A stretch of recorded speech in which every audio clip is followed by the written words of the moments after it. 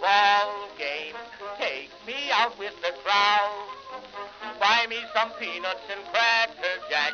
I don't care if I never get back. Let me root for the home team. If they don't win, it's a shame. For it's 1, 2, 3 strikes, you're out at the old ball game.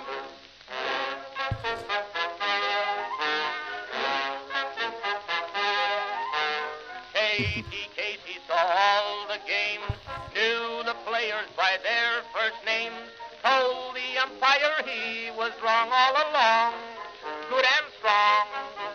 When the score was just 2-2, Casey knew what to do. Just to cheer up the boys she knew, she made the gang sing this song. Take me out to the ball game, take me out with the crowd. Buy me some peanuts and El Duderino, I see ya. Where's everybody else? Sound off, folks. We got Orioles baseball coming up. If they don't win, it's a shame. For it's 1, 2, 3 strikes, you're out at the old ball game.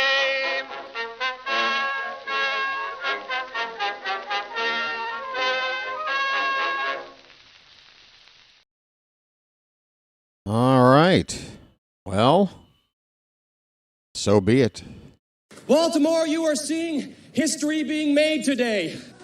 O-R-I-O-L-E-S.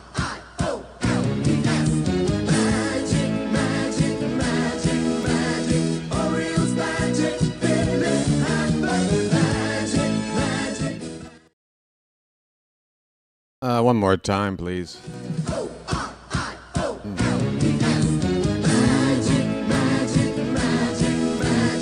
Orioles magic, feel it happen. Greetings, folks, and welcome to live coverage of Orioles baseball, where tonight the Baltimore Orioles begin a 7-game road trip, starting with a 4-game series, the first 4-game series of the season. Game 1 tonight in Cleveland, 1st of 4 against the Guardians. Where are we at? Progressive Field. How you doing, everybody? It's your old pal, the BirdWatcher here. People call me BW for short. That works for me. The Orioles homestand started well, did not end well. Took 2 out of 3 from the Giants. Took game 1 against, who did we just play? Short-term memory, folks. Who did we just finish playing? The Diamondbacks. We took the first game and we lost the next 2. So we've had a 3-1 record and we've dropped the final 2. So the homestand, just a 500 homestand. Hoping for better. We're back to 500. And this series, we might stay 500 if we split. A 4-game series on the road in Cleveland. It's not an easy series to win. A 4-game road series on the road. Or a 4-game road series on the road. Did I just say that? All right, time for coffee. Hold on. A 4-game series on the road is not easy to win because you have to take 3 out of 4. A split is usually, at least against teams that are, pretty good or very good, you'll take a split. The Guardians are just a game over 500, and we know they're a tough team. They lost a player or 2 since they were probably at their best a couple of seasons ago. I mean, Josh Naylor's not with the team anymore. Not that he's off to a great start with the Mariners, but it was, the trade deadline last year that he went to Seattle, and then they extended him to, I guess it's not officially an extension. His contract ran out. They re-signed him ahead of anybody else, I guess. I don't know. But the point is, the Guardians they're a good, fundamentally sound team. Every time I see them play, they find ways to win. They're a good, sound team. So we're going to have our work cut out against us, especially with tonight's pitching matchup. Parker Messick for the Guardians. You might not be too familiar with him. Playing for Cleveland, sometimes it takes a while to get people's attention around the league, but Parker Messick, since coming into the league last season, and so far this season has been very, very good. He's made 3 starts coming into this game tonight with a record of 2-0 and an ERA of .51. 17 and 2/3 innings. He's given up just 1 run, a whip of under 1.91 on the whip, .51 on the ERA, 11 hits in 17 and 2/3 innings, 5 walks, 1 home run. That's the only run he's given up. So it's just like Eduardo Rodriguez, another left-hander that we lost to yesterday. It's like we're playing it over again. We hadn't faced a left-hander for the first 17 games of the season, and here we are facing our second one in a row, and the numbers from the pitcher we're facing are nearly identical, and they're very, very good. We did get to Eduardo Rodriguez yesterday, but we didn't win. But we're going to have to do that against Messick tonight. We can't allow him to be as good as he's been so far, which is basically he's not given up anything. 1 run in 3 starts.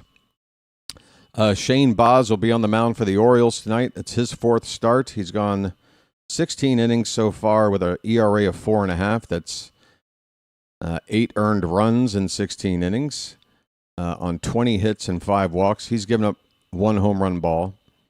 His whip, though, is not too healthy. It's over 1.5, 1.56. So 20 hits in 16 innings. The walks are they're forgivable. The hits need to come down a little bit, but only 1 home run ball so far. That's not too shabby. Let's look at the starting lineups for tonight, folks. First pitch is about 7 minutes away. Why are we starting so early? I don't know. I want to put up a poll. Can I put up a poll? I want to know what you guys feel. When is an appropriate start time for a team that plays, in the Eastern time zone? Cleveland's in the Eastern time zone, right? Or are they in the Central? If they're in the Central, it's even crazier. That would be like a 5 o'clock start time.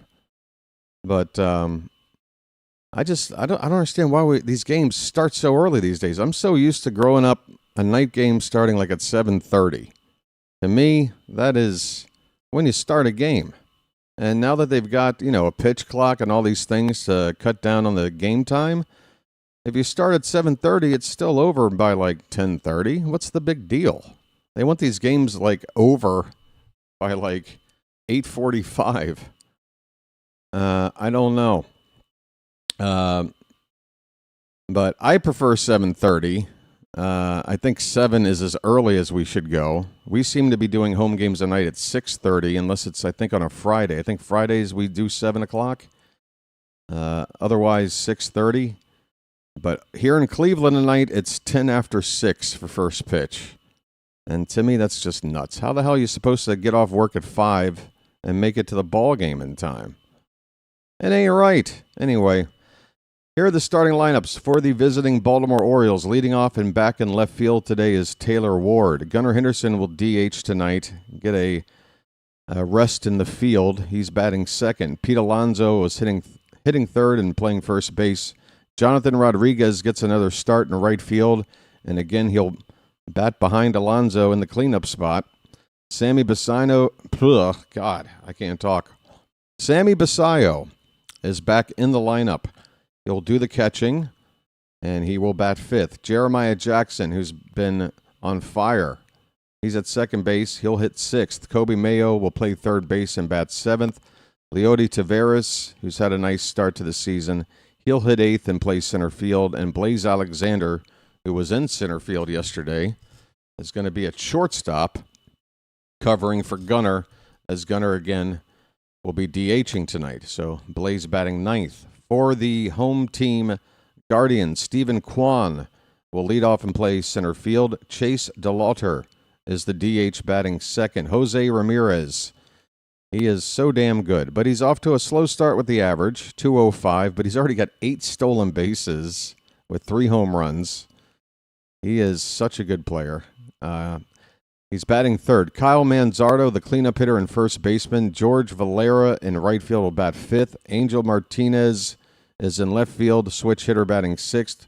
Is it Juan Brito or Jose Brito?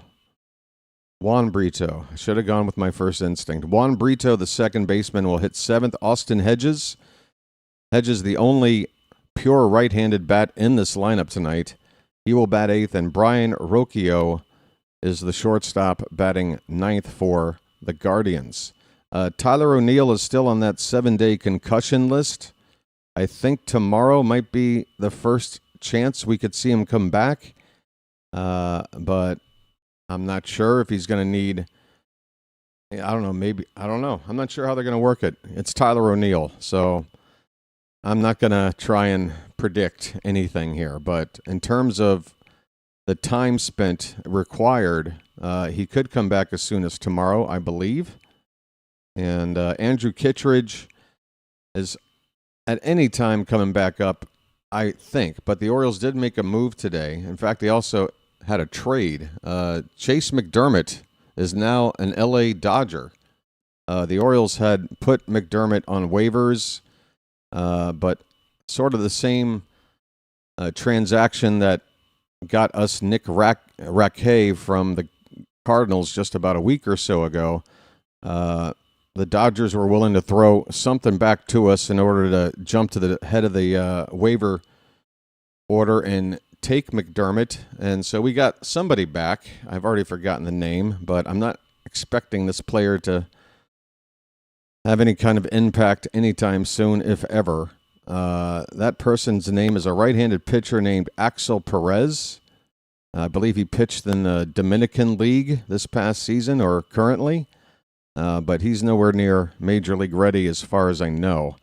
The Orioles made room on their roster for another bullpen arm. They were carrying 3 catchers in yesterday's game, so they had 14 position players and just 12 pitchers. Now it's back to an even balance of 13-13 as they have recalled Cameron Foster from AAA Norfolk, and Foster will go into the bullpen, a right-hander. Maverick Hanley is back in AAA. Sam Huff is the backup. The only backup on the roster right now for Basayo at the catcher position. Let's see. Let's see if I can get this game back up over here. We should be 2 minutes away from first pitch, maybe 3 minutes because of the delay. So let me take this chance to tell people who are here already. It's really probably not all that helpful. The people that really need to hear this are the ones that are showing up for the first time, and usually they find it after the game's already started, and I've already given out the message. But the best way to follow along with me, if you are watching this on a TV or something, is to get synced up. There is a very strong chance that you're going to be ahead of me if you don't adjust and get synced up. And you don't want to be ahead of me because listening to me call things that happen after you've already seen them, it's not going to be too much fun. But everything can be nice and synced up if you just do one simple thing, and that's pause your game early on here, whether it's the first pitch of the ball game, the first out of the ball game, something like that. Just as soon as you see that first pitch and the ump says strike or ball or fouled away, whatever, or the first out is made, pop fly, ground ball out, strike out, pause your game as soon as whatever that event is. Allow me to catch up and call that same event, and then you unpause your game right after I've said it, and now you're synced up, or as close to synced up. It'll be better for you, all right? It'll be a better experience. All right, let me close this tab here. No unnecessary open tabs here, please. What else is there to talk about before first pitch? I don't know, but it should be just moments away. Let me see if I can get this full screen here and get a little bit of volume as well. Charm City chat, I hope you're doing well. There's Taylor Ward. He's on the on-deck circle right now. The Orioles are in their road grays with the orange lettering, orange and black trim. Again, the lineup is Ward, Henderson, and Alonso to lead off here in the top of the first. Parker Messick is the man on the mound for the Guardians. Cleveland wearing their home whites with red lettering and some black trim in there as well. All right, Messick has just thrown his final warm-up pitch.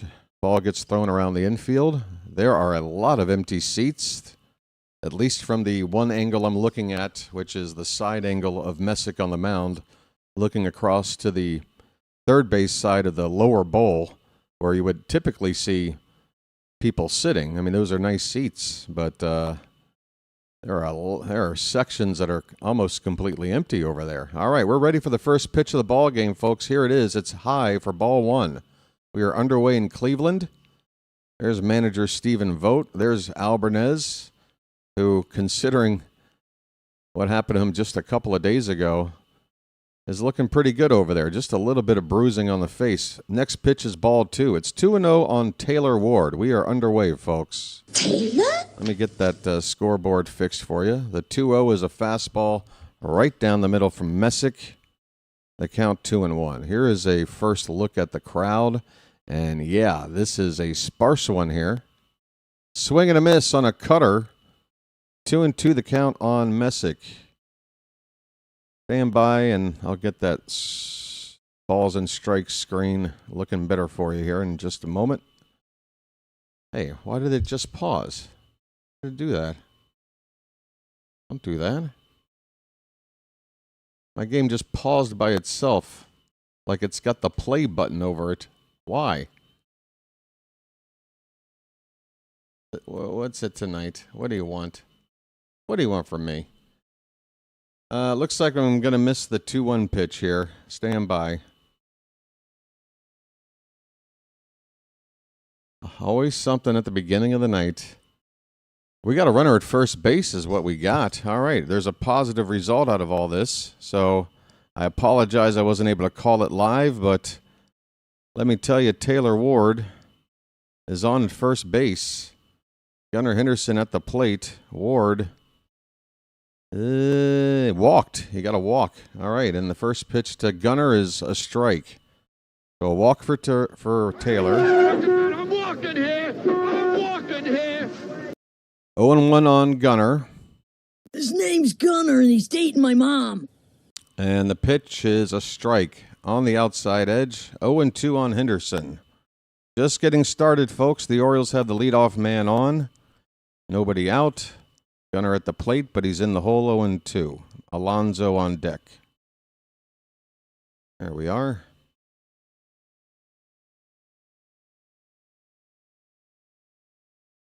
Messick is ready at the belt, and here's the pitch. Gunnar reaches for one on the outside and fouls it off to the left side of the field. Still 0-2 on Gunnar. Opponents are hitting just 180 off of Messick.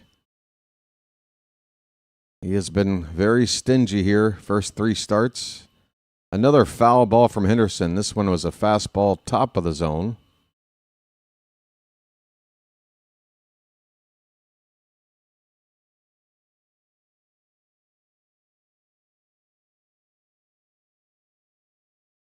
Oh and 2 the count. The pitch. That one bounces in there, and Hedges reacts the way Basayo should react anytime there's a ball in the dirt, which is treat it with some urgency.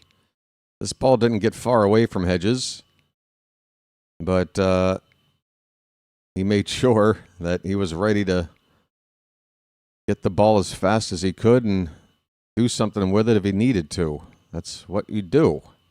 1-2 the count on Gunnar. The pitch. Hit in the air. That is behind home plate. And with the mask off, the catcher makes the catch. That sounds a little redundant. Austin Hedges makes the catch in foul ground for the first out of the ball game. Here comes the polar bear. A polar bear stirs. Pete Alonso, the average is under 200. We need him to carry this team here for a week. That'd be nice. First pitch to Alonso is foul back late on that cutter, up and in. Strike one. A polar bear stirs. Alonso had a Really frustrating moment in the game yesterday. Swing and a foul tapped at the plate. 0-2 the count. Alonso just stepped out of the box in the middle of an at-bat with 2 strikes on him, and the umpire said he didn't get back in the box quick enough with 8 seconds left on the pitch count, and he rung him up in a big spot. Here's a ball swung on and missed. Alonso goes down swinging.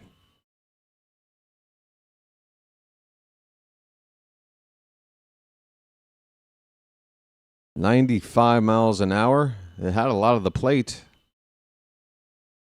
And that is the first strikeout of the day for Messick. Here is Jonathan Rodriguez. And he looks at a strike right on the outside black. Rodriguez just has a few at-bats since his call-up. He was the guy that the Orioles brought up to replace Tyler O'Neill while he's out. And he's making his second straight start. Fouled straight back. It's 0-2.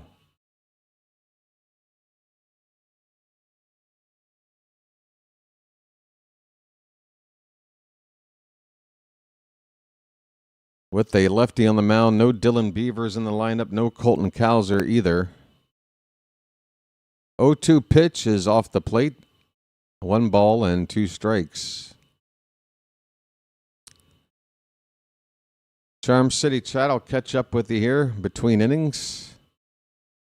We got 2 down, a runner at first, 2 strikes on the batter.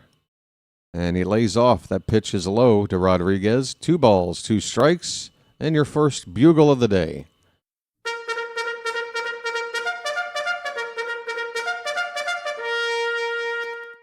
The infield is mostly in shadow, the outfield mostly in the sun right now. 2-2 pitch. Swung on and missed, and down go the Orioles.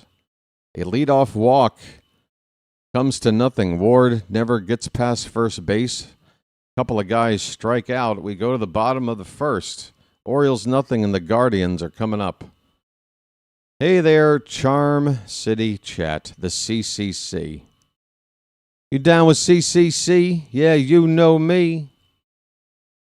For the ladies, CCC means something different. The first letter is the same, but the last is something different. I'm sure Miss Janet knows. We got El Duderino here, Jacob Frederick, who's cheering on the Guardians. All right. He says, good luck for the series. Appreciate it, Jacob. You're welcome to be here. Chilo is here, Big J, Edward, Michael, Bam. Did I say George already? Thomas, Richard DeRocher, Vonnie, Kurt Montgomery is here, Matthew Heimbach. If I butcher your name, I apologize. Alexander Reese, I Love Canines, Ryan Lust, Thomas Dan Steely, Deshaun Lodge, Tom Fisher, I think that's one I haven't read yet. Evan, Earl Schubel, Jose Tarktakau. Wow, I'm really bad, aren't I? Yeah, I think that just about gets everybody in here. Okay. I don't see any mentions, so if you were trying to get my attention, you failed. I think somebody was asking, what do you think about the trade that we did? I have virtually no feelings about the trade. I mean, it's not really a trade. Again, it's the same situation as the way we picked up Nick Raquet from the Cardinals. They were putting him on waivers. You have the ability to basically jump to the head of the line. If there's a player on waivers that you really want, you can approach the team that's waiving them and offer them something in return, and then it turns into a trade. But typically in that situation, because the one team is ready to just cut bait on a player, you're not going to get a player in return in a trade of very much value, if any value at all. It's virtually a bag of balls. Stephen Kwan has strike 1 on him. Shane Baz is getting to work, and the next pitch is a fastball, top of the zone. It's 0-2 on Kwan. Kwan is a really good contact hitter, but off to a slow start by his standards, hitting just .239, a home run and 6 RBI. Thank you, Jose. I tried. Fouled away. I'm not perfect at pronouncing names without knowing, but I used to cover English Premier League soccer, and they have players from all over the world, and you start to recognize you start to recognize last names and sort of where their country of origin from and how you tend to pronounce them. That's something I learned over about a decade working there. Something is going on with this stream. It just did it again. It's like pausing itself, and it's asking me to hit the play button, and I'm tapping it, and it's doing nothing. What the hell? So it's making me refresh the whole game again, and this is not going to work if it has to happen every 5 minutes. I'm missing pitches. I don't like that. Stephen Kwan has probably done something by now, and I don't know what it is. Folks, please stand by. Kwan just struck out, okay?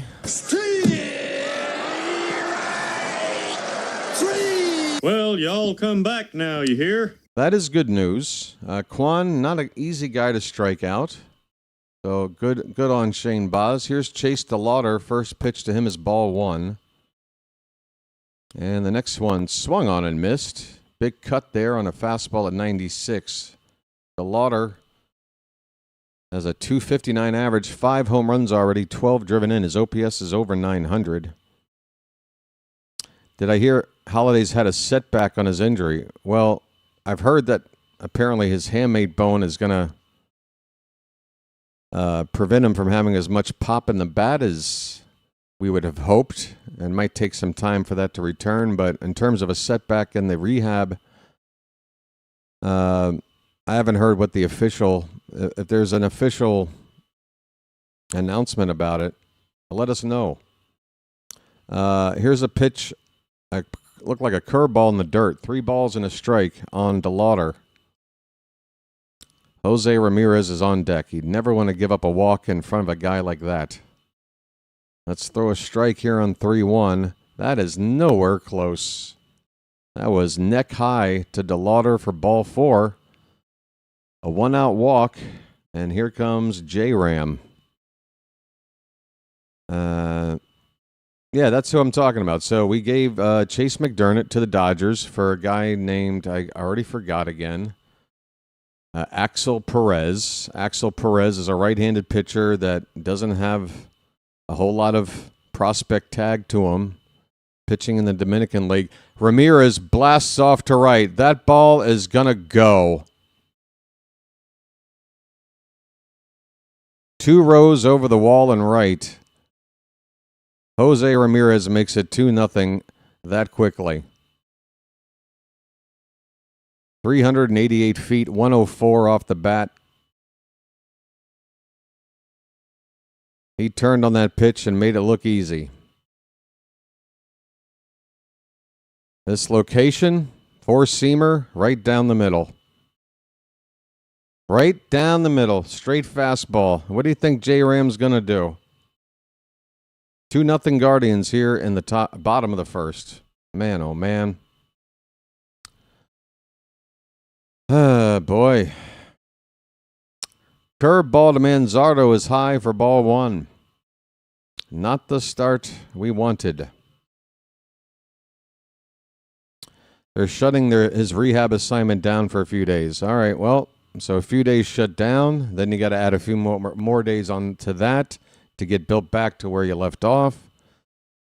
So, yeah, make it another week or more until Holiday eventually gets to this team. 2-0 pitch, low and in. It's 3-0 on Manzardo. Just gave up a home run ball and now 3-0 on the next batter.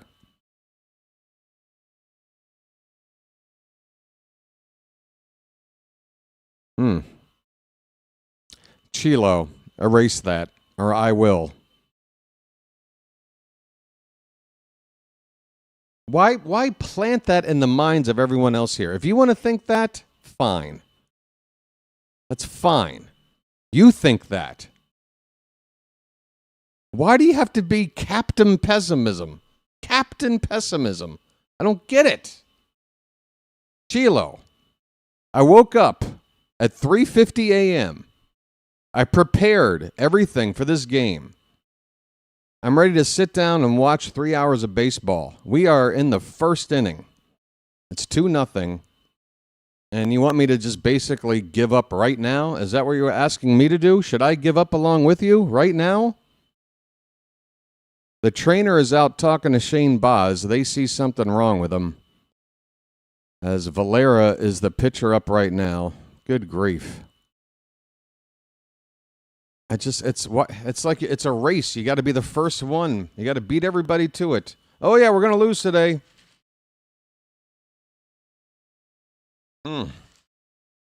Just the same thing. Chilo, it's not even a joke for me at this point, honestly.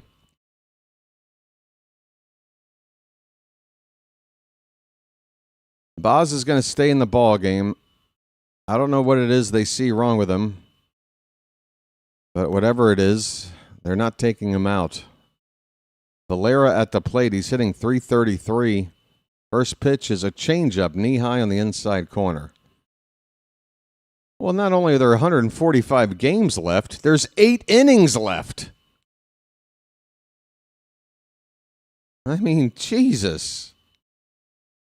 I don't want to get back under 500, okay? Here's a ground ball. A nice diving stop by Jeremiah. He gets up, throws to first in time. Jeremiah with another sound defensive play. He has really impressed offensively and defensively so far this season. Saves a base hit here, and man, we needed that. 2 down, runner at second.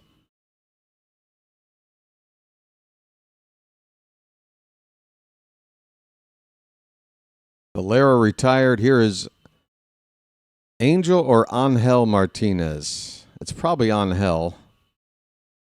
We probably Americanize it and call him Angel. Either way, he's at the plate. He's hitting .302. Couple of homers, 9 driven in. First pitch is ball 1.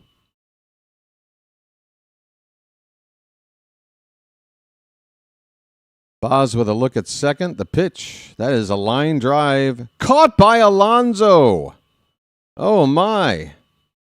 And a little behind the back toss to the mound of the baseball as the inning is over. The right side of the infield, the defense coming in to help keep this from being a really bad inning. But Jose Ramirez does it again, folks. And a walk in front of it, too. You knew. You cannot walk a guy in front of Jose Ramirez. I said it before he came up. I said it before we even got the walk.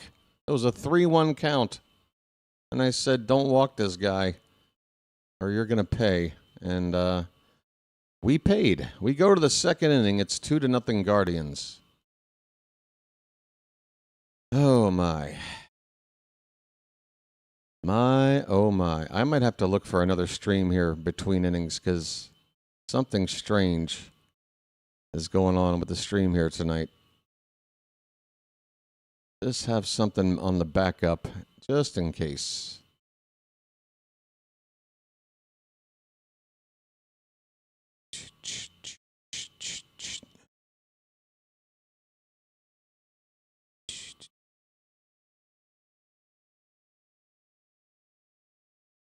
All right, well, this one's working. I wonder, you know what? I'll just go with this one for now, see if it works. All right, if you did sync up your game with me, there's a chance that it might be a little bit off again because I'm looking at a different stream now. Might be a little bit quicker, might be a little bit slower, might be exactly the same. I don't know. We'll find out here in a minute. Right. So,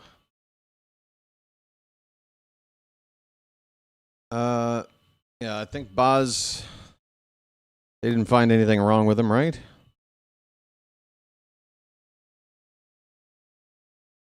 All right, here is Sammy Basayo leading off, and the first pitch, a fastball right down the middle. You can't put the ball any more in the middle of the zone than that. Strike one on Sammy, hitting 170. Sammy. Messick's next pitch, that one's off the plate. A slider was in the zone and then slid away for ball one. Sammy. 1-1. Hit on the ground to first base. Manzardo will take it to the bag unassisted. That is the first out in the top of the second. Messick did have the throw. Let's see, that was a 3-pitch at bat to Sammy? So 20 pitches in the first. At least we made him throw 20 pitches. One down. Here is Kobe Mayo? No, Jeremiah. Jeremiah's up. And he goes after the first pitch. And that ball is going to be caught. Oh, it looked like it might fall into no man's land. But it stayed in the air for too long. And Angel Martinez coming in from left to make the catch in shallow left field. Bullfrog's gone quickly. Jeremiah was the bullfrog! And now it's Kobe Mayo's turn. And let's take a pitch. This inning is going too quickly. Messick's got that pitch count right back under control after 2 quick outs. First pitch to Mayo, right on the outside edge for a strike. Just get it all on there. Just spread it out. 167 in 13 games for Mayo without a home run.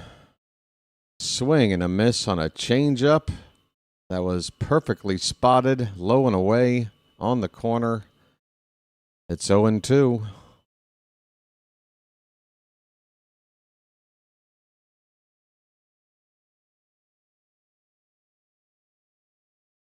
Don't challenge anything today, Kobe. Wow, that pitch even farther off. That was out of the zone. Mayo chases a 3-pitch strikeout, and he's done. Wow. That is not what you would call a response. I mean, look, I'll be honest. Yeah, that was brutal. Like, here's the way to say things.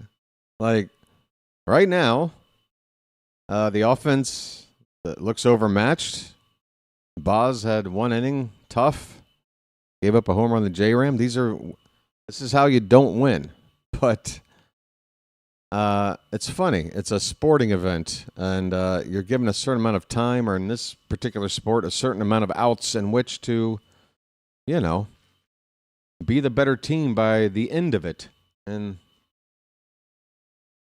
I know this is crazy, but sporting events have a tendency for one team to be ahead, and then another team comes back, and maybe they take a lead, and, this sports.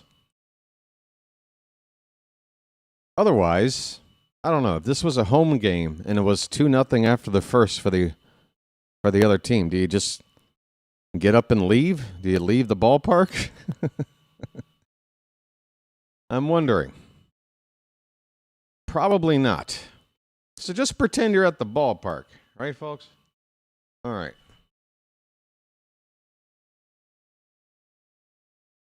This only counts as half a lucky. All right. Just so you guys know, the next 3 games, or the first 3 games of the series, the next 2 games after tonight are all at the same start time. Friday and Saturday night as well will be a 6:10 p.m. first pitch. So if you remembered when to get here tonight, just do it again tomorrow and do it again on Saturday. Sunday will be an afternoon game. They're going to struggle to convince me that there's more than maybe 12,000 people here at the ballpark in Cleveland. We are underway in the bottom of the second. It is Brito at the plate, and Baz's first pitch is a cutter left high for ball 1. Juan Brito has played in 8 games so far, hitting .222, just 1 RBI. That one misses from Baz, and he falls behind on a guy that he can't afford to. This is the bottom of the order, Baz. Throw strikes. 2-0 the count.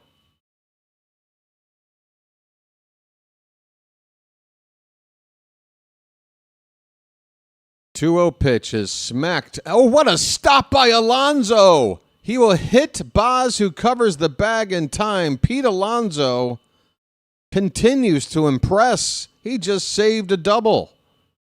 Absolutely robbed a double going down the right field line right here. Great reaction time. What a pick.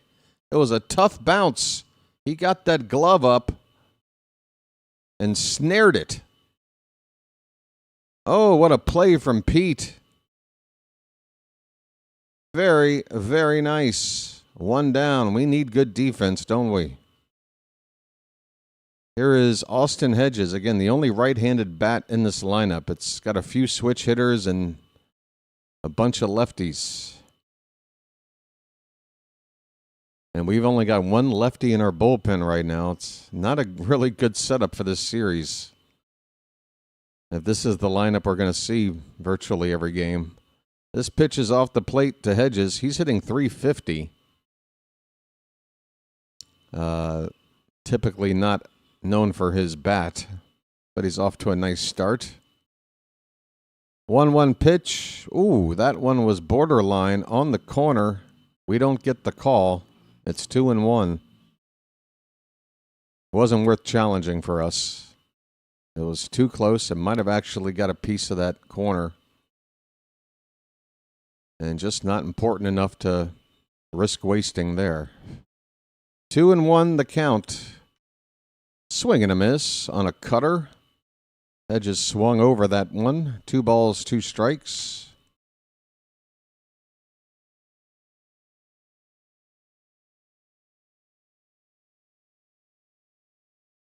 All right, I've calmed down a little bit. In fact, I owe somebody else an apology. On air, an on-air apology. Here's a swing and a miss. Shane Baz just struck out Hedges. He gets one righty in this lineup, and he strikes him out.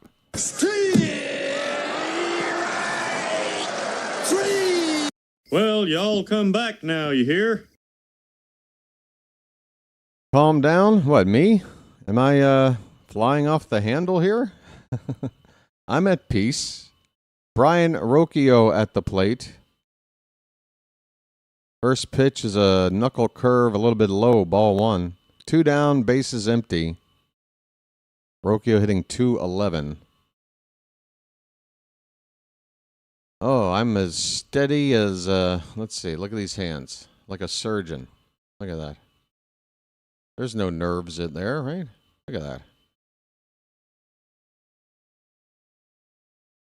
It's 2-0 on the number 9 batter.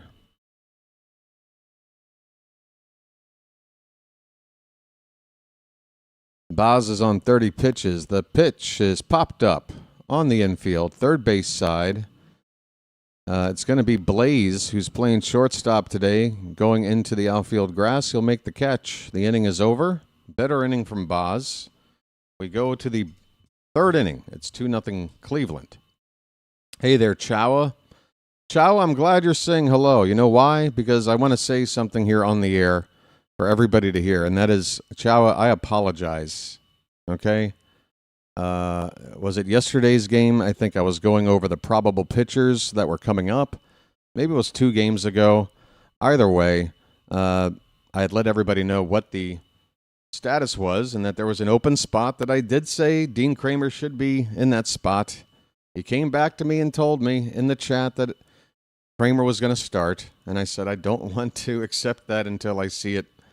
But I realize in hindsight that I was probably, not even probably, I was a dick. I was a dick about it, and I'm sorry about that, Chowa. I appreciate you trying to help out with the information, and I didn't want to discourage you from doing it again. Everything's fine, and I'm really sorry about that, man. I gotta own up to when I screw up, and I screwed up there. I was not cool about it. Do I have something else that was maybe in my brain and something got triggered and I lost my cool there, sure, but that's no excuse. And you are owed an apology, sir, and I hope you'll accept it from me. Thanks.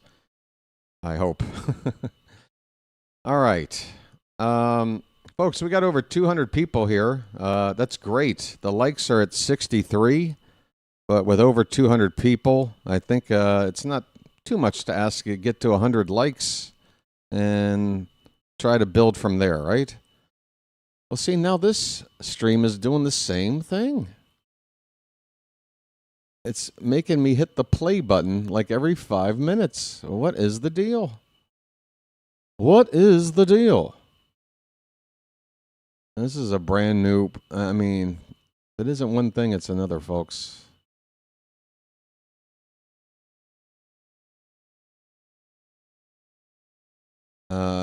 Well, a black screen doesn't help either. Can you give me something?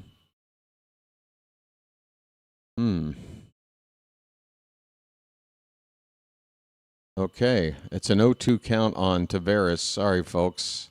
We are underway in the top of the third inning, and Taveras on an 0-2 pitch fouls it off. So already Messick ahead of another batter.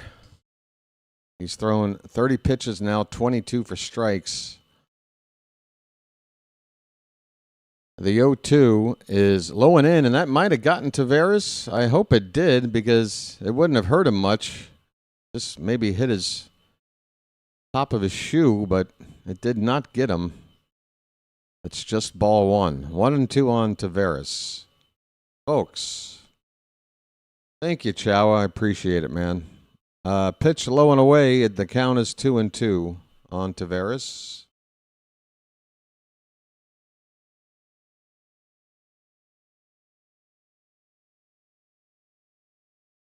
Swing and a miss. A changeup, low and away, impossible to even reach. But Messick's changeup looks like it's going to be a fastball that will reach the zone. And right-handed batters, that low and away changeup looks like his bread and butter pitch. It got Mayo, it got Taveras here. Here is Blaze Alexander, one down. Pitch in on the hands. He pops it straight up, hedges with the mask off, and foul ground on the first base side. He will give way to Manzardo, the first baseman, who comes in to make the catch for out number 2. Folks, have we gotten the ball out of the infield yet? I don't think so. I don't think we've gotten the ball out of the infield. The Orioles are tied for the most players on the injured list in the league right now. Can you believe it, folks? What a shock.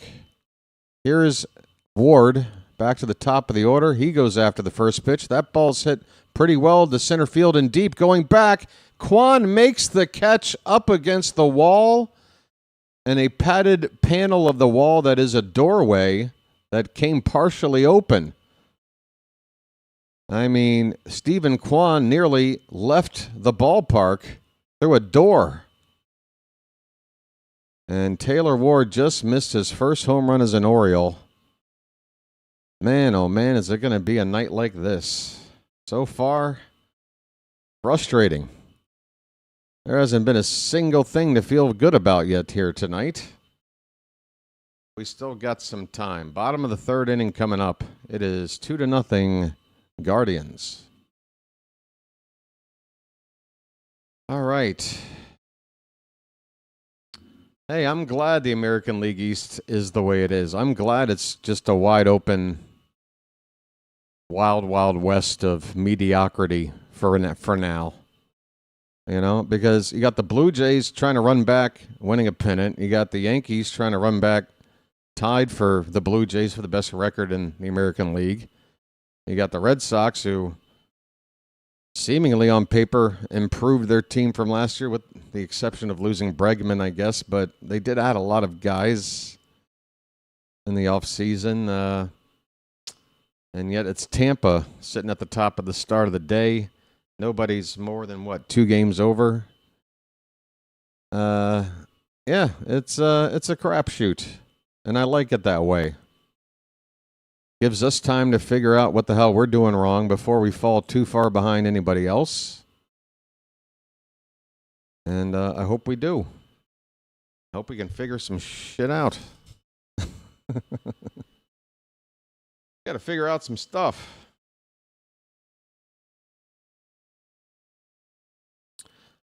All right. Hey, by the way, I'll be talking about it probably through the weekend here, at least once per weekend. Oh, wait a minute. I've been told something's not true. You have all of us, your Oriole family, have an odometer that is at 4290. A great many of us are here for you, not just the team. Oh, yeah. Thanks, everybody. If you're here because you like the way I call a game, thanks. I'm glad you put your trust in me to come here on a regular basis. I really do appreciate it. Stephen Kwan is at the plate. The first pitch is a strike, and Baz's next pitch is in the dirt, a changeup. 1-1 the count on Kwan, leading off the bottom of the third inning. Plenty to feel good about. Well, again, I'm feeling okay. I'm a lot more optimistic than I think most Oriole fans are, or just baseball fans in general are. Here's a ground ball to second. Jeremiah picks it cleanly over to Alonso, and they get Kwan. Okay, big first out. Now, again, DeLauder coming up. Do not let him on base. Keep the bases empty for J-Ram. Please. Yeah, folks, we're just a few new subscribers away from the odometer in the upper left-hand corner of the screen here you're watching on my channel. Here's a called strike, knee-high inside corner to DeLauder, 0-1. Yeah, we're just a handful of subscribers away from getting the odometer to 4,300. That's a double rollover. That's a triple rollover. So if you're watching and you're not subscribed, help out. We're just a few away to get that odometer to roll over to a nice round number. The count now 1-1 on DeLauder. Subscribing is free, just so you know. No commitment, no obligation, no salesman will visit your home. If you're not satisfied with the free subscription, you can always unsubscribe. Pitch fouled away, 1 ball, 2 strikes. DeLauder walked his first time and scored on the Ramirez home run. Fouled away, still 1-2. I'm the best O's game caller of the internet today. Well, I think the list of us is about 2.5. So if I'm the best out of 2.5 options, I guess I'll take it. That's the important thing, folks. Do something with as little competition as possible. Then you look good. Curveball is in the dirt. The count now 2-2.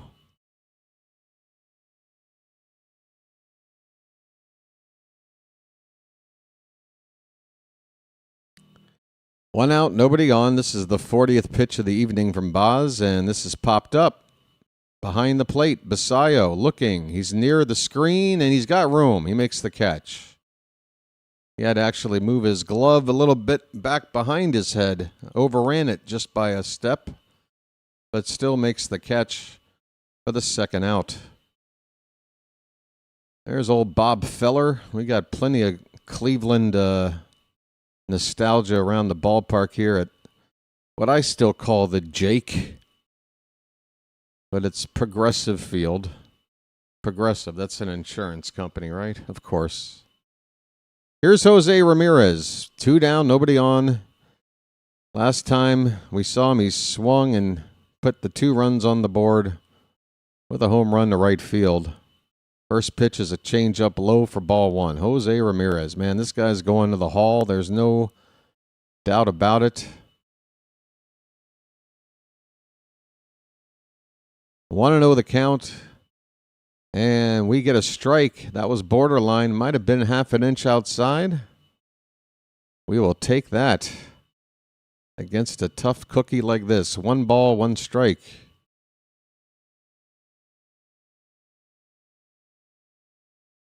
Next pitch. Ooh, that one actually looked to have kissed the outside and more of a strike than the previous pitch. But the ump says ball 2. Maybe that kind of evened out the previous pitch. 2-1 on J-Ram. The pitch. A check swing on a curveball low. Nobody appeals. 3-1. BW, this sounds crazy, but the Orioles should make an offer to Lucas Giolito. I don't know why it's crazy. He's a starting pitcher sitting around waiting for somebody to give him a contract. But he wouldn't be joining the rotation anytime soon. He'd have to get ramped up. But since we lost Zach Eflin so soon, to me, I thought we should have just ran out and picked up Giolito. Just pretended like we never signed Eflin. Keep the depth that we had. Because once Eflin went down, we kind of lost the depth. Now, if anybody else goes down, we're going to maybe get exposed. And J-Ram with a foul ball at the plate, it's 3-2. But the fact is, if you do sign him today, he's not going to be ready tomorrow. But it's not a crazy idea. It's not a crazy idea. Not sure what he's looking for at this stage. Full count on J-Ram. 2 down, bases empty. The pitch. This one's hit on the ground to first, and Alonso with another nice pick. J-Ram hustling down the line. God, he's just such a good ball player. Folks, take a page out of Jose Ramirez.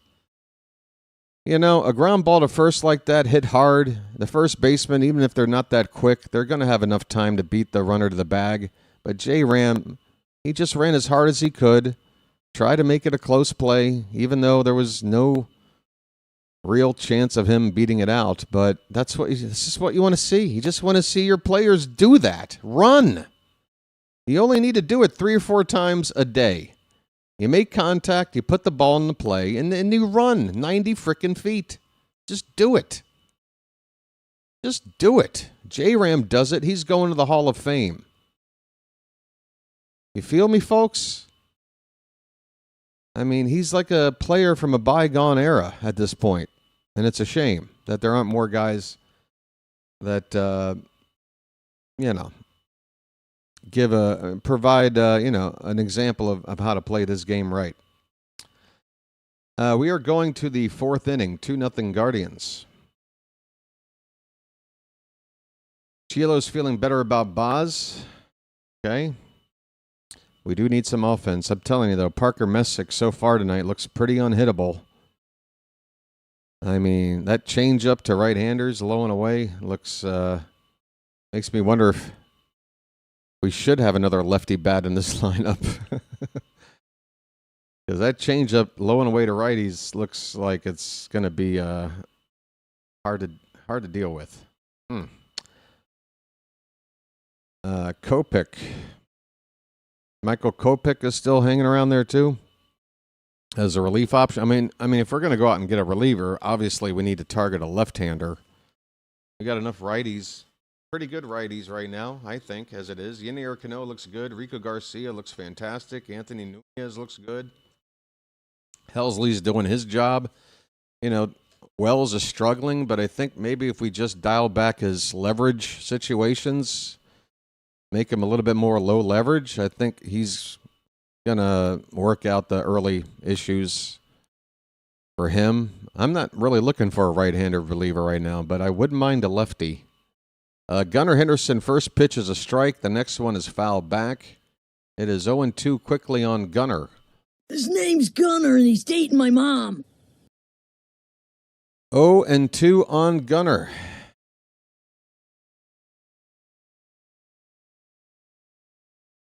We got a long look at the catcher, Austin Hesse. I think I'm watching the Guardians broadcast. Wow, Gunnar got a sinker.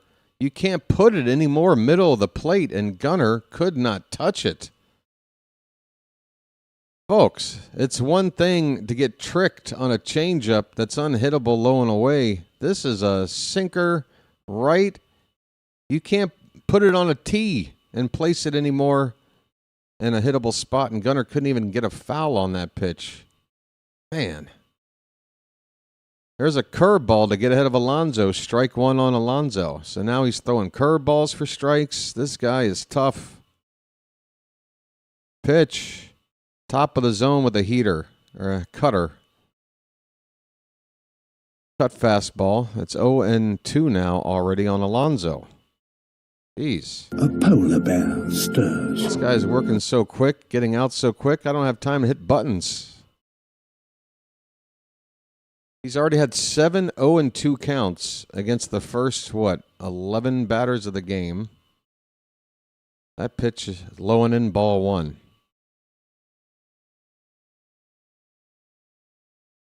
It's a nice looking, it's not even evening yet. Why such the early start? Here is a chopper, a couple of big bounces over to second, and Alonso will be retired. Out number 2. I mean, this is not looking good so far, guys. Messick is showing no signs of making any mistakes or giving us a chance to do anything right now. Here is Rodriguez. Curveball misses low and in. Okay. We're ahead in the count briefly for now. 1-0 on Rodriguez. Oh, that's the one thing I forgot to mention during the pregame is that Keegan Aiken has started his rehab assignment. He pitched an inning last night, or I think it was yesterday afternoon, for Norfolk. Pitch high to Rodriguez. 2-1 the count.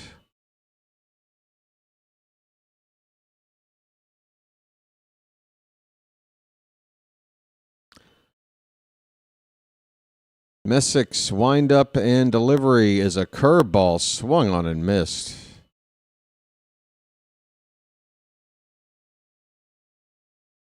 I tell you what, it's a battle between two very fair-skinned pitchers. Baz and Messick both look like they need to use SPF 2000 whenever they go out into the sun. This ball is, there you go. That's the kind of swing you need on this guy.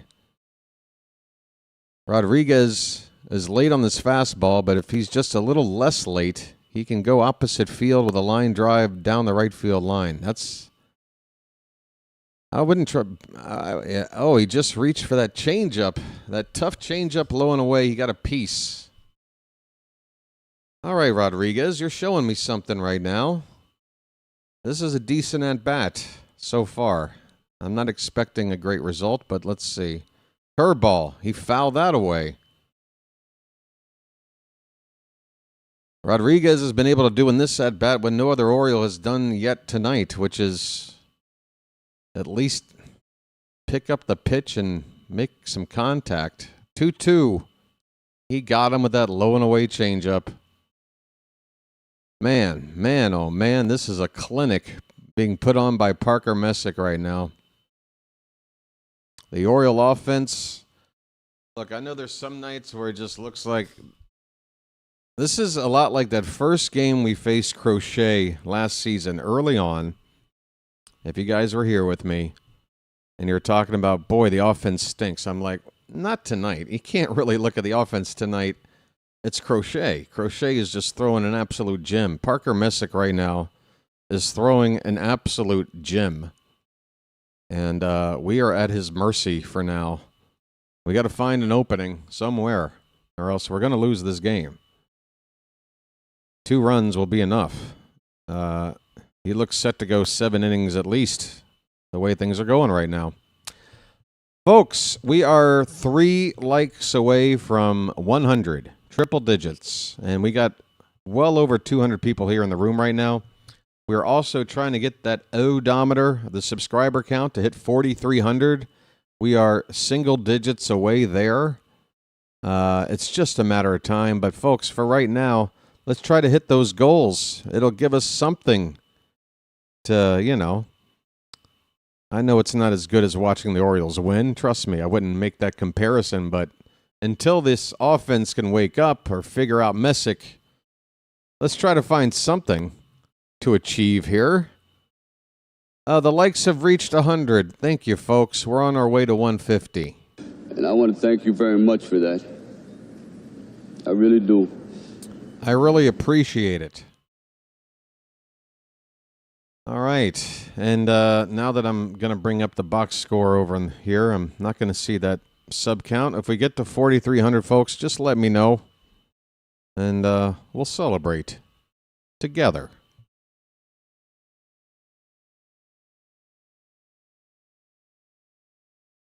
Okay. Well, my take is Parker Messick is throwing a gem, and if a pitcher is on, then they control the game. That's baseball. If a pitcher is throwing lights out, then the other team is at his mercy until either he's, run out of gas or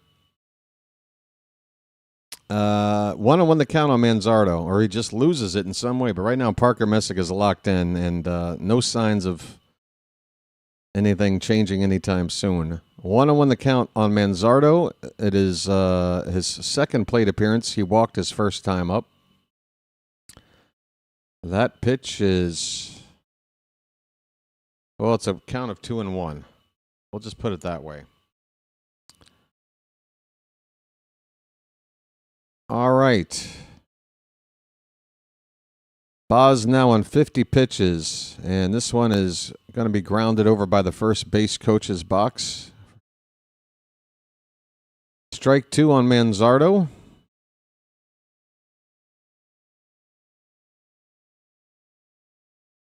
It'll be Valera and Martinez to follow for the Guardians in this inning.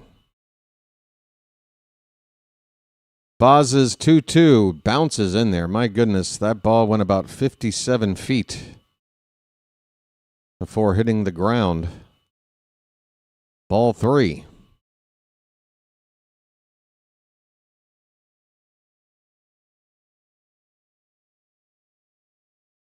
Well, I think Chilo, the best way to do it is, again, these changeups slowing away to the right-handers, the pitch that's really killing us right now.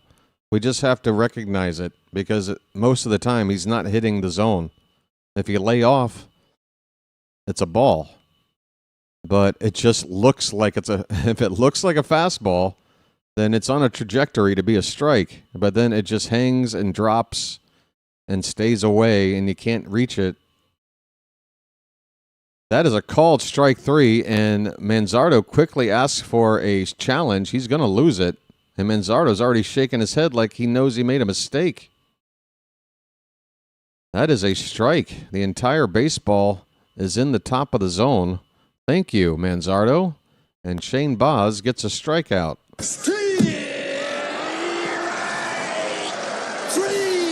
Well, y'all come back now, you hear? Well, y'all come back now, you hear?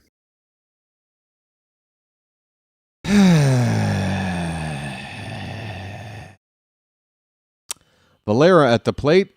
First pitch popped up. Could be trouble. It's in the triangle. And Jeremiah with the best chance to make what would have been a ridiculous catch. A sliding back to the infield, backhanded attempt to catch this baseball. It got a piece of the glove, but it will fall in for a base hit. Center fielder and right fielder coming in to try to help out. But Jeremiah, the only one that could get to it, and just got the tip of the glove. That's bad luck for us. A 1-out single for Valera. Here is Martinez. Switch hitter. Man, they got a lot of switch hitters.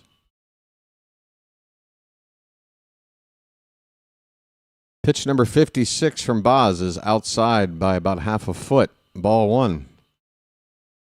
Let's see. They've got Rocchio. He's a switch hitter. Brito, switch hitter. Martinez, switch hitter. Ramirez, switch hitter. 4 of the 9 batters switch hit in this lineup for Cleveland. Swing and a miss. And Martinez there off balance on a curveball low and in. 1-1 the count. Hello, Bobo. Hello, how are you doing?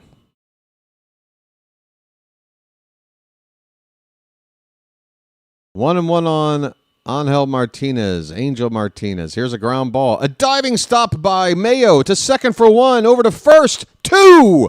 A double play. Oh, there's your defense. Folks, put a gold star next to that one. Besides that, it's all in the reflexes. Yes, sir. One more time, Jack Burton. Besides that, it's all in the reflexes. Man, that was a nice double play. Jack Burton, what'd you think? This is Jack Burton in the Pork Chop Express, and I'm talking to whoever's listening out there. All right, maybe the defense can inspire the offense to try to do something. Man, these comments are one paragraph at a time.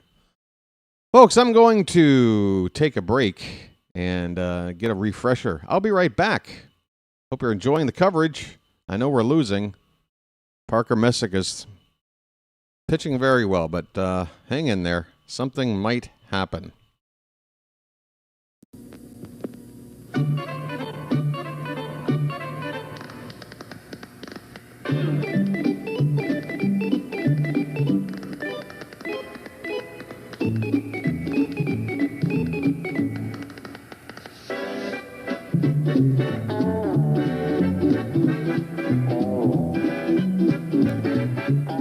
He met a strange friend in the Chesapeake Bay when...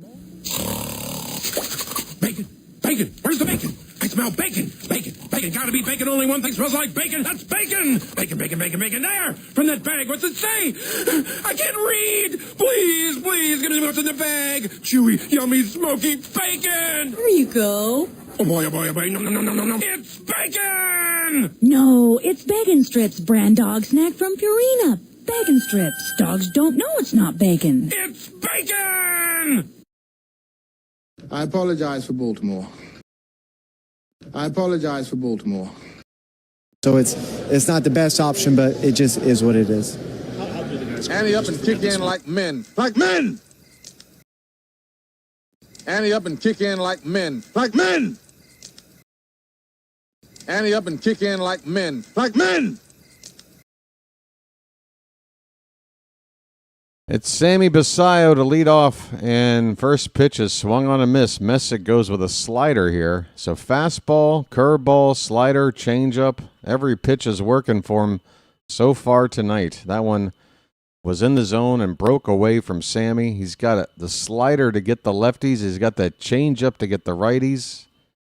Fastball to keep guys honest, and a curveball to keep them off balance. I mean, it's just a clinic right now. 1-1 on Basayo. Pitch. That one is low and away. And the count is 2-1 on Sammy. Sammy. The 2-1. Hit on the ground and a couple of bounces to second base. Basayo will be retired easily for out number 1. So Messick has recorded 13 outs so far. The Orioles have done virtually nothing. Taylor Ward had a walk to lead off the ball game, but we don't have a hit or anything else since. Here is Jeremiah Jackson. The pitch. That one is inside. Good eye from Jeremiah. I want to know the count. Come on. If anybody is swinging a hot enough bat to do something, it's Jackson. Jeremiah was the bullfrog. Fouled back a pitch worth swinging at. It's 1-1.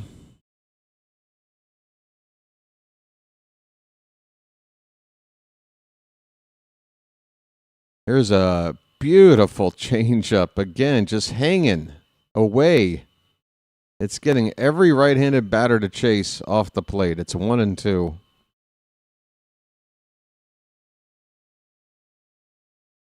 It's just not fair. I mean, I'd love to be a Guardian fan and enjoy this. Another changeup, another swing and a miss. It's just impossible. Jeremiah strikes out. 2 down. Folks, I'm going to try and do the old jinx. because it's not us, it's the other team. Parker Messick right now throwing a no-hitter. Now can I... Here's a ground ball backhanded by J-Ram at third. He throws from the outfield grass in time. Jesus Christ. Messick. That's the first chance we had to do something. But Jose Ramirez shows you why this guy's going to the Hall. Everything he does. Backhands this ball and throws out Kobe Mayo to end the inning. Folks, this game is already half over, and we have yet to do a damn thing. Now, Chilo, I know you said early, well, we're going to be under 500 again. And look, like I've always said, there's always a chance with, early pessimism that you turn out to be right. It doesn't necessarily mean having that mentality is right, but doesn't necessarily mean that whatever you're thinking might not play out that way. It could. Right now, it's looking very tough for the Orioles to win tonight. I got to tell you, it's going to have to take something late. We're going to have to hope we get into their bullpen, I think, and keep this a 2-run game. Otherwise, this is already looking pretty bleak in my humble view. But baseball, talking about being humble, the game humbles you. As soon as you think you know what's going to happen, something else. Folks, 114 likes. We're trying to get to 150 next. And again, I'm not quite sure how to convince the folks here. We got 250 plus people watching right now. Maybe you're a Cleveland fan. I don't know. I hope you're enjoying the coverage. You're here to follow along the call of a baseball game, right? So I'd like to make a deal with you. 3 free hours of entertainment and content in exchange for 2 seconds of tapping a like button at the bottom of your screen. Would you mind? You can hang out here and watch Cleveland for the next 4 days on my channel, because I call every Orioles game, and we're playing 4 games here in Cleveland. But I'm just asking that you help out and just hit the thumbs up, please. There's well over 100 of you that could do it right now. I'd appreciate it. And then once we get to a certain number, I won't bring it up anymore. And then everybody will be happy. Okay? Great. We're underway. We are underway now in the bottom of the 5th inning. Shane Baz still on the mound. It is Rocchio at the plate, I think. I have to restart my game again. This stupid... What are you doing this for? Stand by, please. I see a super chat just popped out of the corner of my eye. One moment. I'm trying to get my game back up. If you're trying to stay synced up with me, folks, tonight might be a tough night. I'm not sure what the deal is. We just got a swing and a miss on... I'm sorry, that was Brito at the plate. Brito just struck out to begin the bottom of the 5th. That was not Rocchio. That was Brito, another switch hitter in this Cleveland infield. All right, so the first out was recorded on a strikeout. It is now Austin Hedges at the plate, and he's got strike 1. Scotty Boy with a super chat saying, "Hey, BW, visiting from crap Yankee land." Well, Scotty, like we've been talking about here earlier in the chat tonight, if you're in the American League East, welcome to crap division. We're all just kind of mediocre right now, aren't we? At best. 1-1 pitch is a belt-high fastball on the outside corner. 1-2 on Hedges. Tom, you are subscribed. And I want to thank you, sir. If you're in my chat, you're subscribed, because you can't chat unless you are already subscribed. There's a 1-minute wait after subscribing to be able to chat.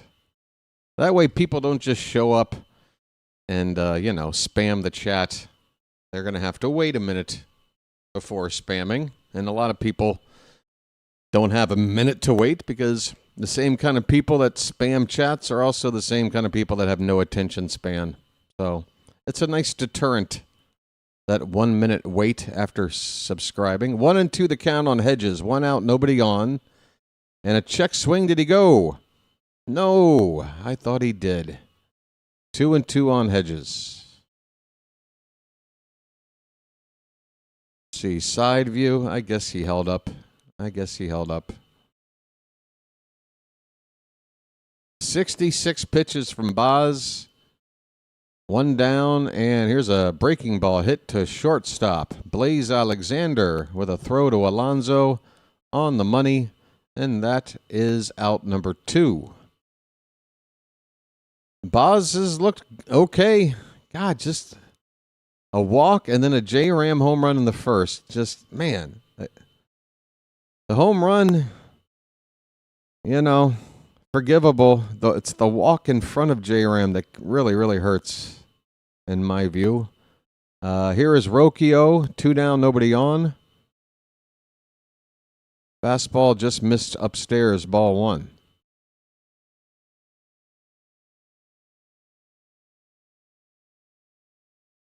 Rocchio popped out back in the second inning. And that's a swing and a miss. So this is just his second time up to the plate with 2 down in the 5th. So Shane Baz has not exactly been hit around either here. Just a few base runners. And after that first inning, looks like he's had 1 more hit and 1 more walk since that J-Ram home run. It is now 2-1 on Rocchio. Baz up to 70 pitches. Trout for MVP. I'm just happy to see that the old Trout is back, and he might have, another magical MVP season still in him. I'm very much in the Mike Trout camp. That guy is a hell of a ball player. And man, if he would have stayed healthy through these last few seasons where those numbers really started to go down and maintain that same sort of average season that is just ridiculous throughout his career. Because clearly, how old is he now? And he looks like 25-year-old Mike Trout right now. Something else. 2 and 2 the count. 2 down, nobody on for the Guardians. With Rocchio at the plate. Here is the pitch. Hit on the ground over the first base side, and it's off the glove of Jeremiah, the second baseman. And wow, Rocchio is going for 2, and that is why the Guardians are a good team. Rocchio busted ass out of the box. This ball was off the second baseman's glove in shallow right, and Rocchio just kept running as hard as he could from out of the batter's box and got up to second base on this play. That is something. That is something I want to see our guys do. Gunnar would do that. I don't know how many other of our guys would do that. Stephen Kwan, 2 down, runner at second. Looks at strike 1. Kwan is 0 for 2. Does Taylor Ward have a nickname yet? I'm thinking the Psycho. Psych Ward. Okay. 0-1 pitch. That ball's going to be hit out in the right for a base hit. A standard Stephen Kwan single. There's a play at the plate, and Rocchio gets in there. I thought he would score with 2 down from second without a close play, but a good throw in. Basayo had to spin and try to swipe a tag. Look at Albarnez move that head of his from like this to, he's a bird. He moves like a bird. We're going to challenge. Wow. Did we somehow sneak a tag in on this play at the plate? I will be surprised, but happily surprised. We're going to get a couple of looks at this. But for now, it's 3-0 Guardians on an RBI by Kwan. That angle says no help. This angle, ooh, okay, wait a minute. Now we got to slow it down. Just get to the part where you go frame by frame, because you know you're going to need to.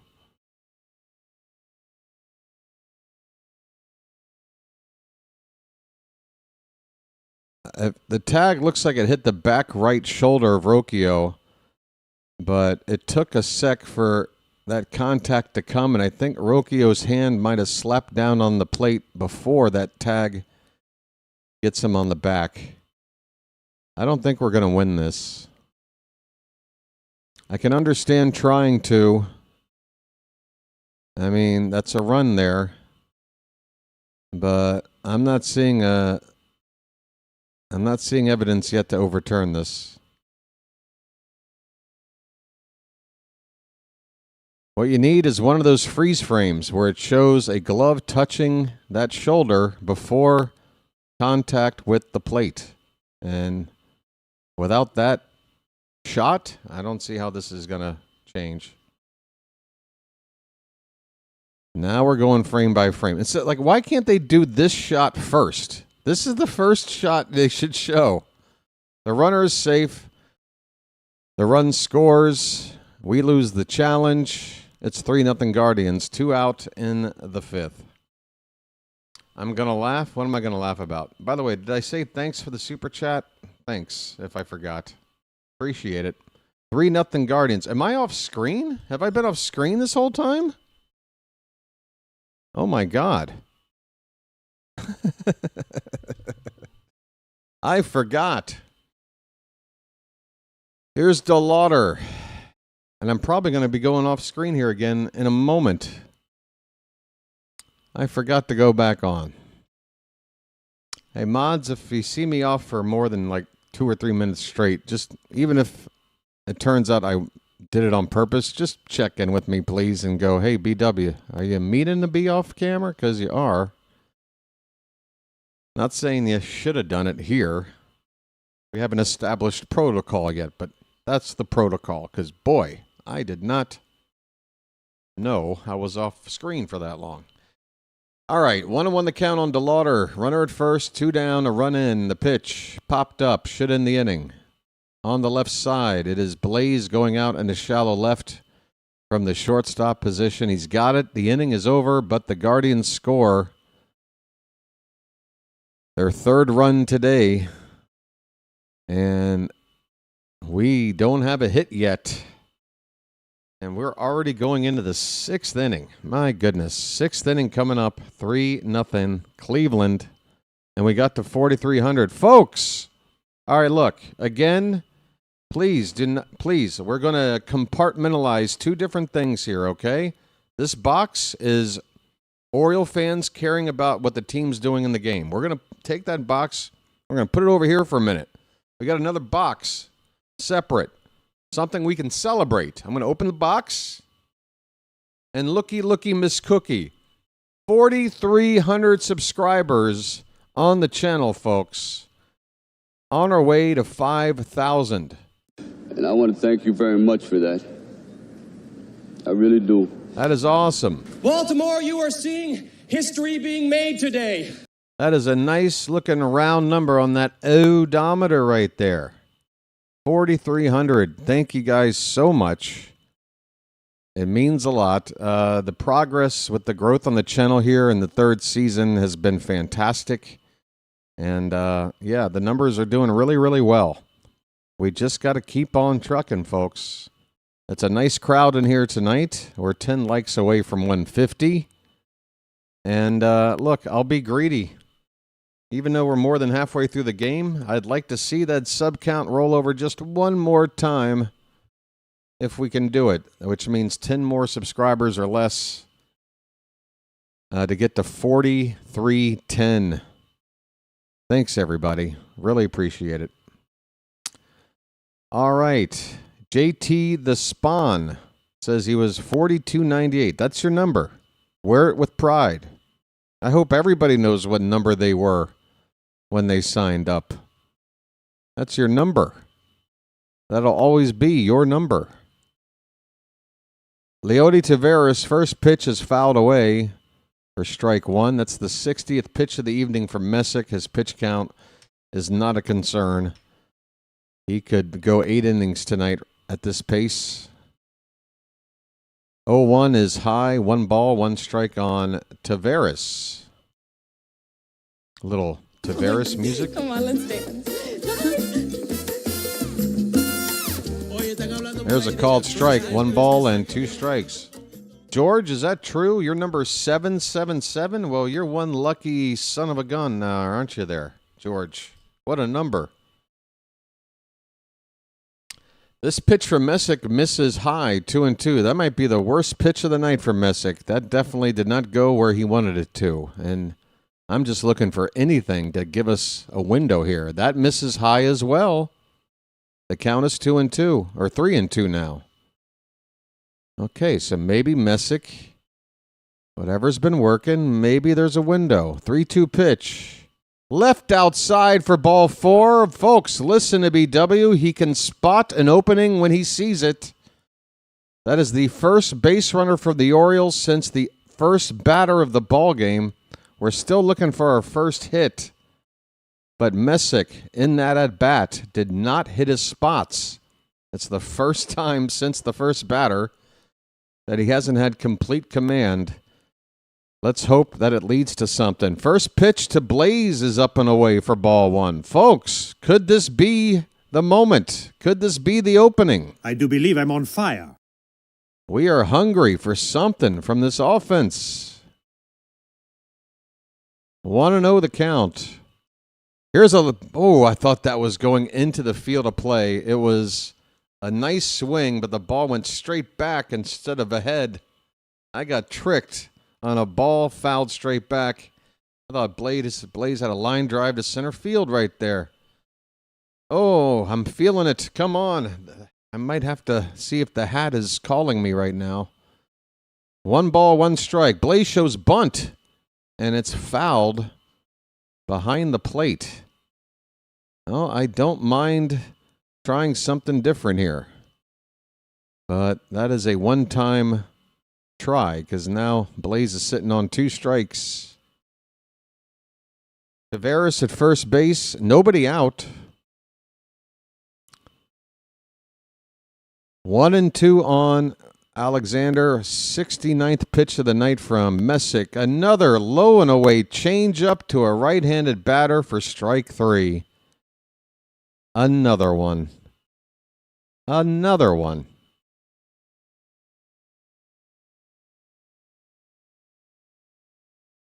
The Oriole hitters simply don't see the changeup, but they got to just, at this point, guess. If it winds up being a fastball in the outside corner and you get rung up looking, at this point, I'd rather see that than chasing that changeup again. Here is Taylor Ward back to the top of the order. 3rd time through now for the Orioles. Ward is 0 for 1. He had that walk leading off the ball game. The 0-1 pitch is a strike, top of the zone, 91-mile-an-hour fastball. Come on, Taylor. Taylor? Taylor? Did we just see a tiny window of lack of command from Messick? Here's a ground ball right to shortstop. They go to second for 1. They go to first. And yeah, it's that kind of night, folks.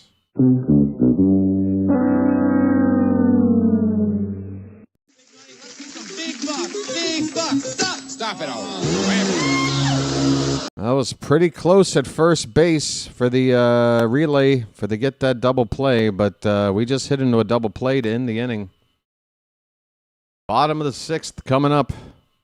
We are still hitless. It is 3-0 Guardians. Oh my, I got a feeling we're going to be joined by a special friend of mine before we come up to hit in the 7th, folks. I got a feeling, but for now I'm going to step away for a moment. Don't mind if I do. Folks, be right back. Thanks for being here.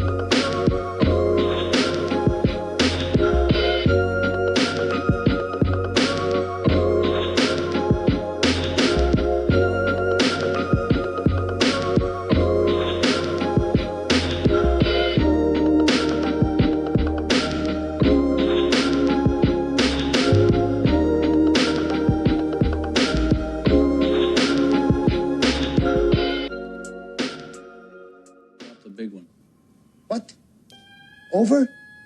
Did you say over? Nothing is over until we decide it is. Ante up and kick in like men. Like men!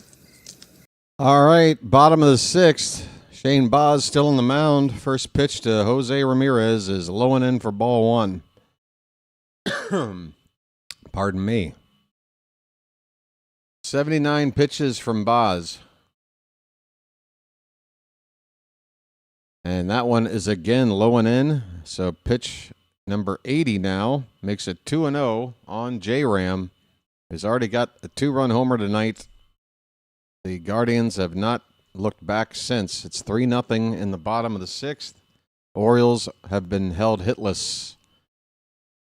Here's a curveball that stays up. It's 3-0 on the leadoff hitter, Jose Ramirez.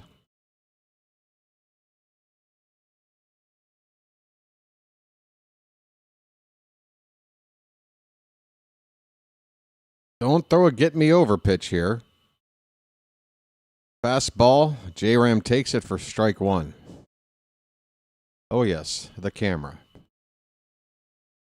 Hello. Thanks for being here, folks. We're in the bottom of the sixth.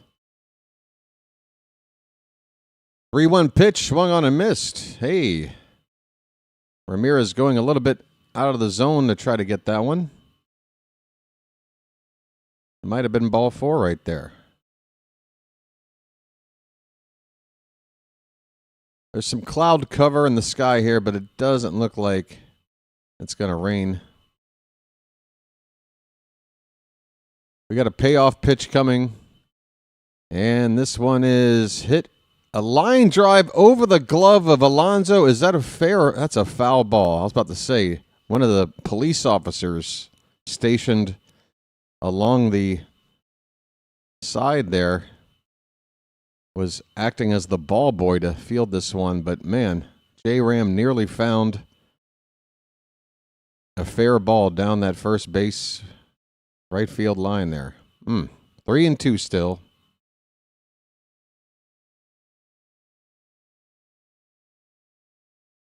Spaceballs 2. Oh, my. Foul back. Still 3-2 on Ramirez. This guy's a pest. The new one comes out on your birthday next year. Next year? Well, I can't get too excited about anything that far away yet. But, I don't know, man. I miss John Candy. He's been gone a long time. How are you going to do that without John Candy? Who are they going to replace him with? I don't know if I'll be happy. I don't know if I want to see some of the people. You know what? The perfect example, Spinal Tap, for me, is one of the best comedies ever made. I have probably seen Spinal Tap now 50 times. And the 50th time I watched it, I laugh as hard as I did the first time. It is just so funny. And they made a Spinal Tap 2. Came out like a year ago. It was Rob Reiner's last movie, unfortunately. We still have a 3-2 count as Ramirez fouls another pitch away, leading off the bottom of the sixth. Yeah, so, being a huge fan of Spinal Tap, I felt like, well, I got to check out Spinal Tap 2, but I wasn't expecting it to obviously be on the level of the first one with everybody 40 years older or whatever. 3-2 pitch is ball four. So J-Ram works a walk to lead things off. And, man, now what's he going to do? Steal a base on us? He's already got 8 of those this year. He does it all, folks. Here comes Kyle Manzardo. So anyway, I finally got around to watching the Spinal Tap 2, or at least I started it. And it wasn't like the movie didn't have any laughs. There were some funny lines in there. Here's a line drive to right. That's down for a base hit. J-Ram's going to go first to third. And the ball will come in towards second base. It is first and third. Nobody out for the Guardians. They are already ahead 3-0, and there's nobody out. Shane Baz is in trouble, and he's probably near the end of the day on 89 pitches. I would expect there's activity in the Oriole bullpen right now, but no visuals as to who it might be. But if this gets any more out of hand, I'd say get up Albert Suarez to start eating up some innings.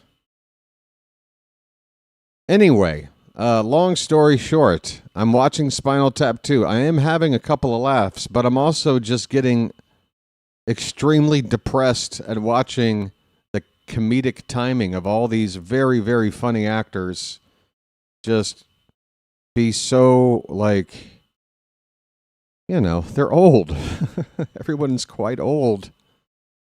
And it's just not there.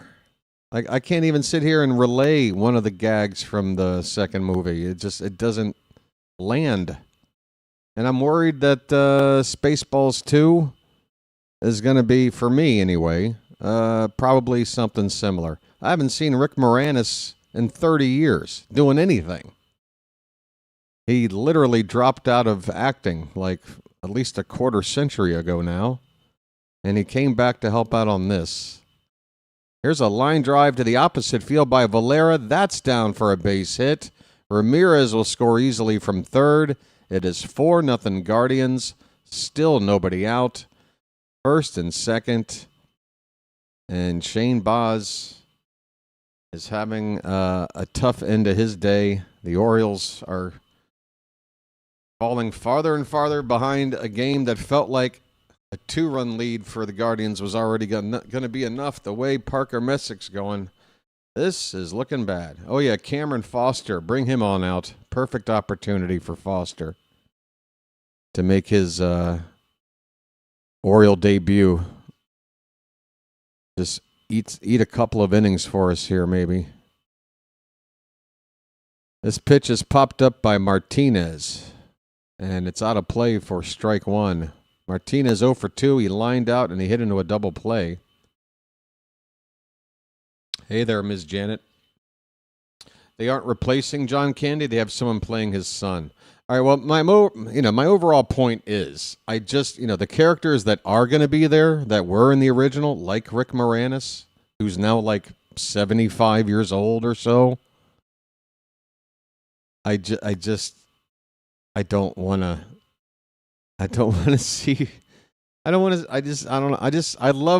know. I feel like it's going to, if I have the same feeling I had when I watched Spinal Tap 2, I'm not going to like it. So I'm just going to, I don't know. I'm going to wait for people to react to it maybe and then convince me if it's something I should see.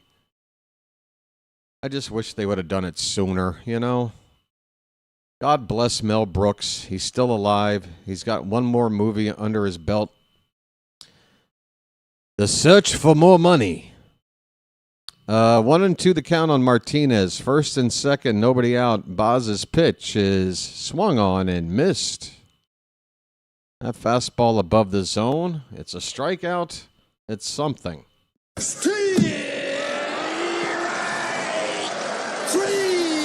Well, y'all come back now, you hear? John Davies says he's done with this nut shot tonight. He'll see you later. Anything can happen. Let's pull one out. Butter tonight. What? I think John's heading down to the nightclub now. Where you from? Baltimore. What? Baltimore. Baltimore? What's that? Look, it doesn't really matter, all right? It is Brito at the plate. First pitch is a strike. First and second, one out. Bottom of the sixth. Guardians 4, Orioles nothing. And I mean nothing. This pitch is foul back. It's 0-2. Yes, Mel Brooks is still alive.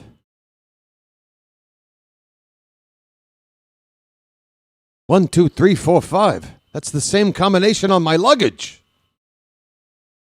No, that's it. No more beaming. This time I'm walking.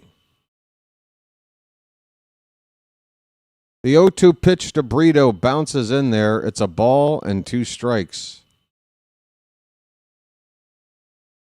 I feel like Mel Brooks isn't going to make that mistake. Well, I mean, look, I love Mel Brooks, but honestly, did anybody see, like, Dracula Dead and Loving It? Did anybody see, like, the last couple of movies he made while he was still kind of actively directing? I think he kind of had run out of stuff, to be honest with you.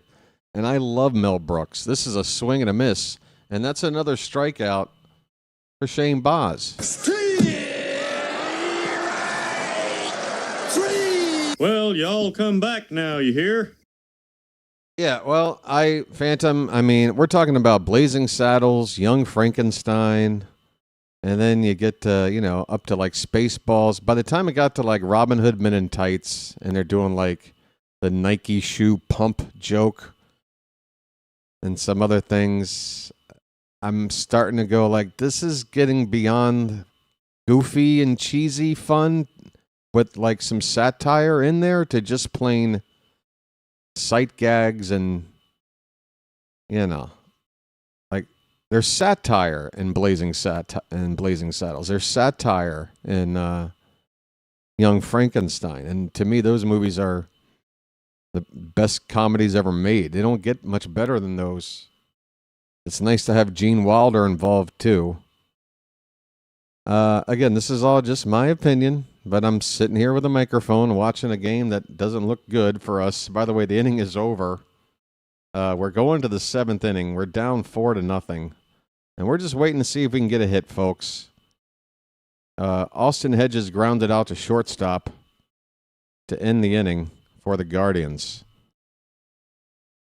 7th inning coming up. The Orioles are in danger of falling below 500 with their 3rd straight loss without a heck of an epic comeback here tonight. Folks, we are over 150 likes.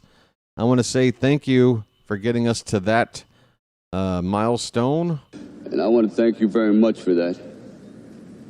I really do. Yeah, Phantom, and I do believe you're a few years younger than me. I wholeheartedly believe that when it comes to Robin Hood Men in Tights, that there's a cutoff age of people that grew up watching Mel Brooks before. I got a feeling you were younger than me when you saw that movie.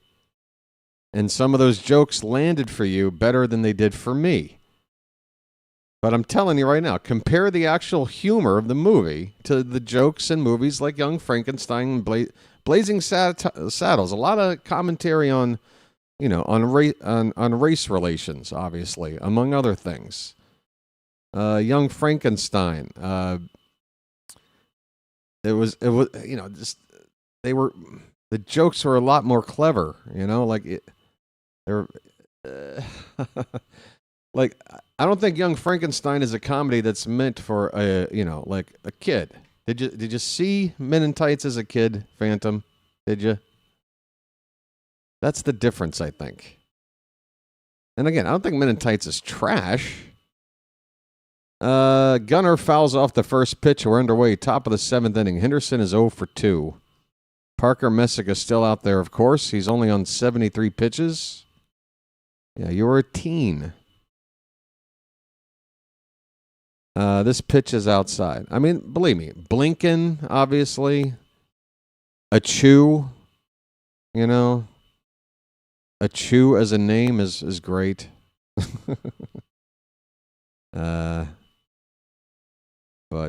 Yeah, I mean, no Madeline Kahn, no Gene Wilder, and instead he got Richard Lewis.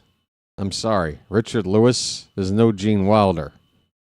Cary Elwes is no Gene Wilder. Oh yes, Abe Lincoln. Blinken. Hey Blinken. Abe Lincoln, right. Again, look. Is there stuff in there that makes me laugh? Sure.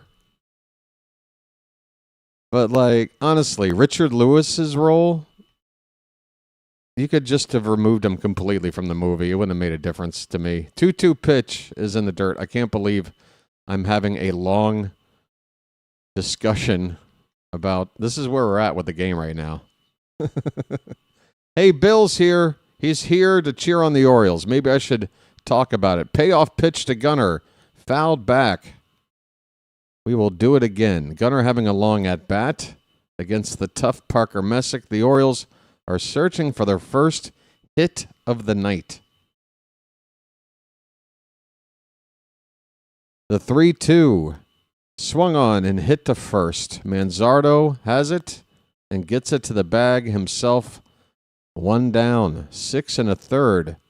No-hit innings from Messick. And I don't mind saying no hit when it's not us. I'm trying to jinx the guy.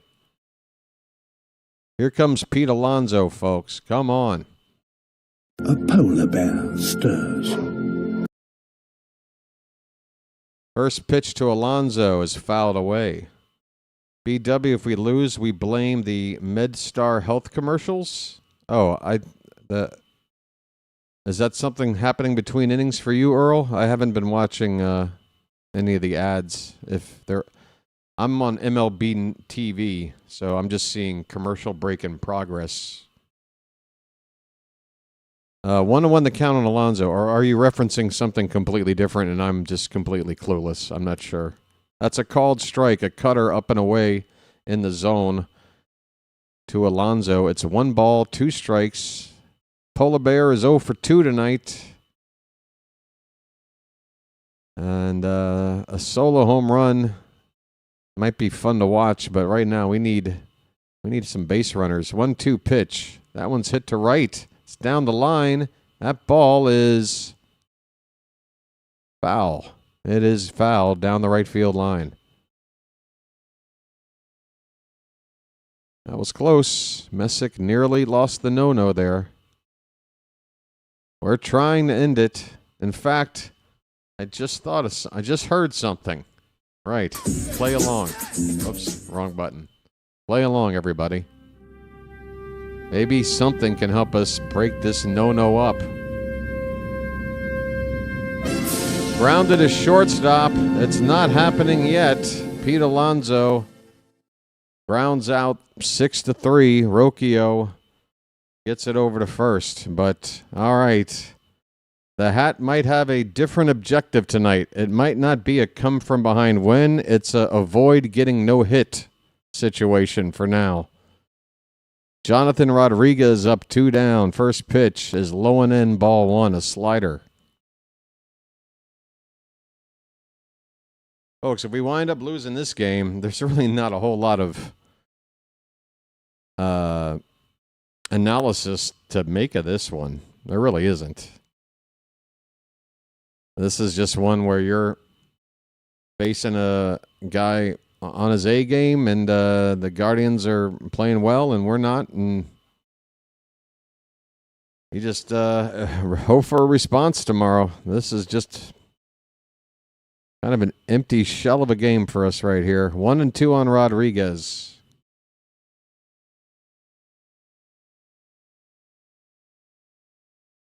What is this? We the Vote Project?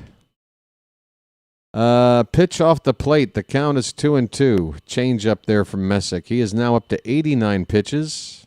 And I'm pretty sure he'll come out for the 8th if this no-hitter keeps going. That one's lined to left. That ball will hang up for the left fielder to make that catch. That's the best hit ball of the night for the Orioles. It was a liner, but right to the left fielder. The inning is done. Folks, it's 7th inning stretch in Cleveland, and we are getting no hit with 6 outs left to play with. Not looking good. Not looking good. But am I crazy, or is a loss like this a lot easier to digest? I'm saying if this goes down as a loss, a lot easier to digest than, say, the 1-run loss from, was that yesterday? Some of the losses we've seen this season. This one, I can get past this one quick. It's the only thing that sucks is it just so happens to knock us a game under 500. And we didn't want to have to be in the under 500 area again all season, but might have to work out that way. Damn it. Thank God the AL East stinks right now. The Ward almost home run was the best of the night. All right. That's true.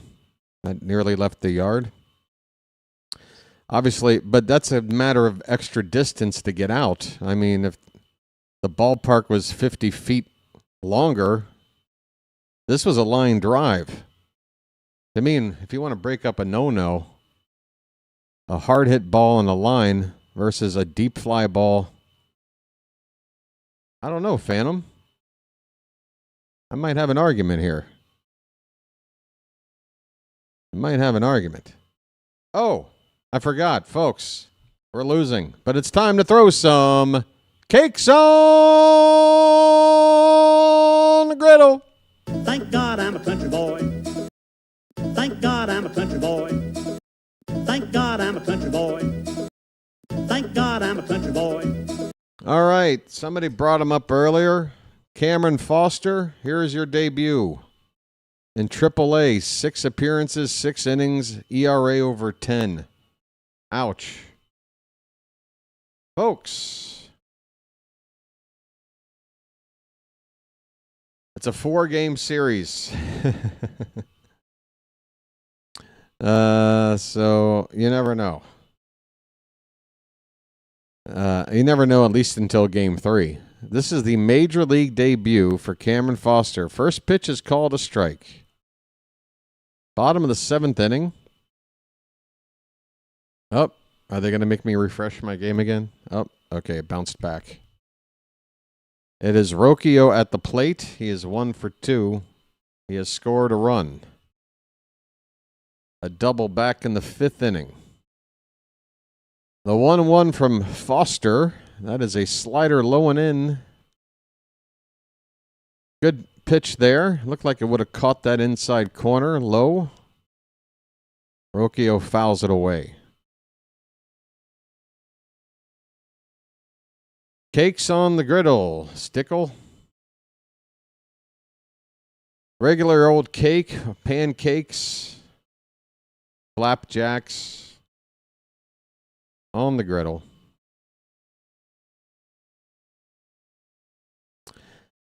I think because Kittredge is like just a couple of days away, Phantom is my best guess. Maybe they didn't want to bring up I don't know, and their plan was probably to use him in the lowest leverage possible spot. We got a pop-up here. First batter, Rocchio will pop it up to third base. Mayo makes the catch, 1 down. Here comes Stephen Kwan.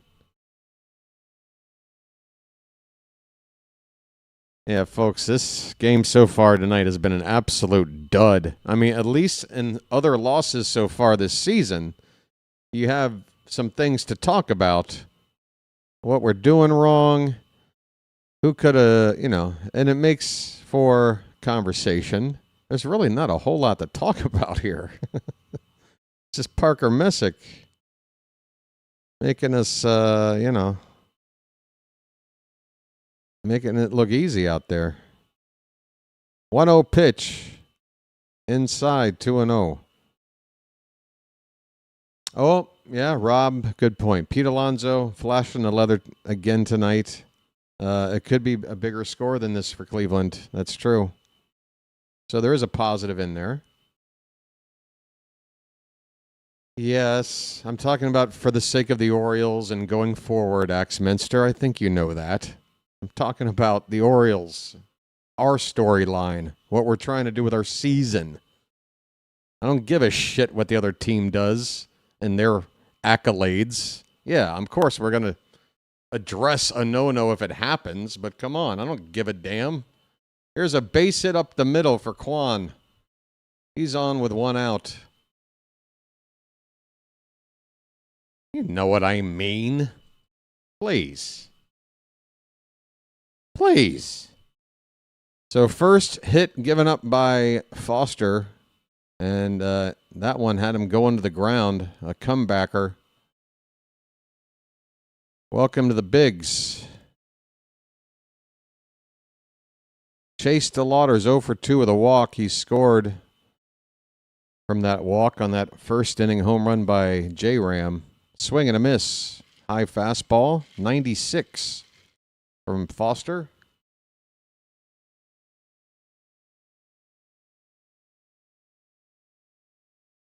It's just a Baltimore thing.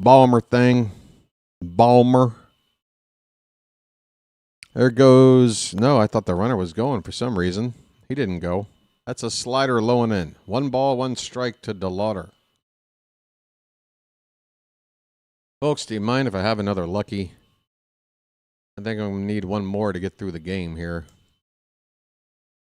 This pitch is fouled back. 1 ball, 2 strikes. A look ahead to game 2 tomorrow. Again, this game is not over.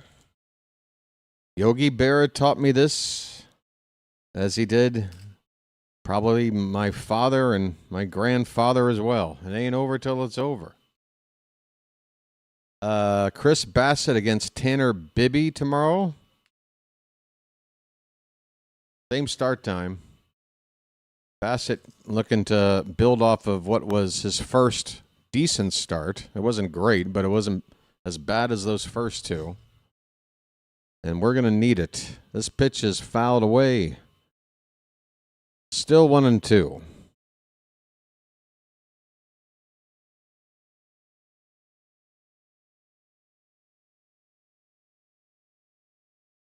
Yeah. All right. Well, Charm City chat, how about this? If the Orioles are going to break up the no-no, who's your pick to do it? Why don't you put that in the chat? Let's see who gets it right. And hopefully one of you will be right. And we don't get no hit. Let me know in the chat your pick. And then we'll go back and we'll see. We'll have evidence. 2-2 the count on DeLauder. Or, I guess, if you want, you can say, I don't think we're getting a hit, BW. You want to be that guy? Feel free. Popped up to third base. Mayo will make the catch. That is out number 2. And here comes J-Ram, hopefully for the final time tonight.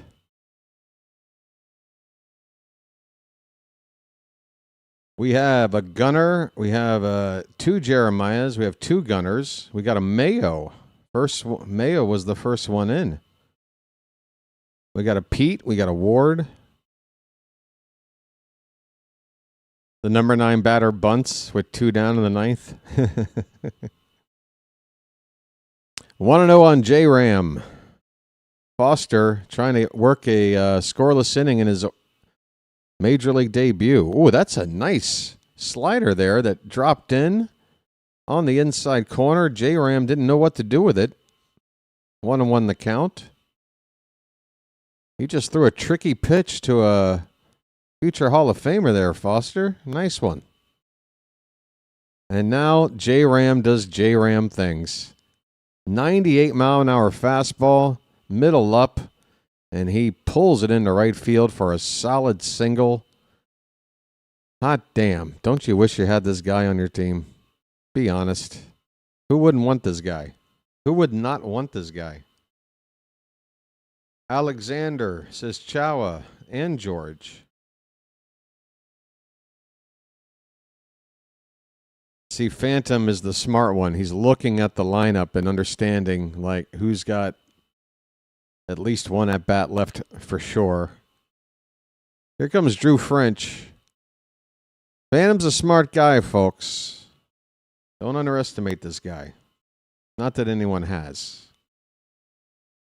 As far as Cleveland sports go, would you say J-Ram is third behind only Jim Brown and LeBron James? Gosh, I don't know. I'd have to think about it. I mean, Jim Brown is certainly there. LeBron's hard to... I would just have to think... I mean, if those two are automatics, I just have to think of another name I'd pick before J-Ram. Bob Feller, maybe? I'd be hard, if you're in Cleveland, to say somebody's bigger to the... But the thing is, J-Ram's career isn't over yet. You know? But Bob Feller is probably the guy for me. Tomei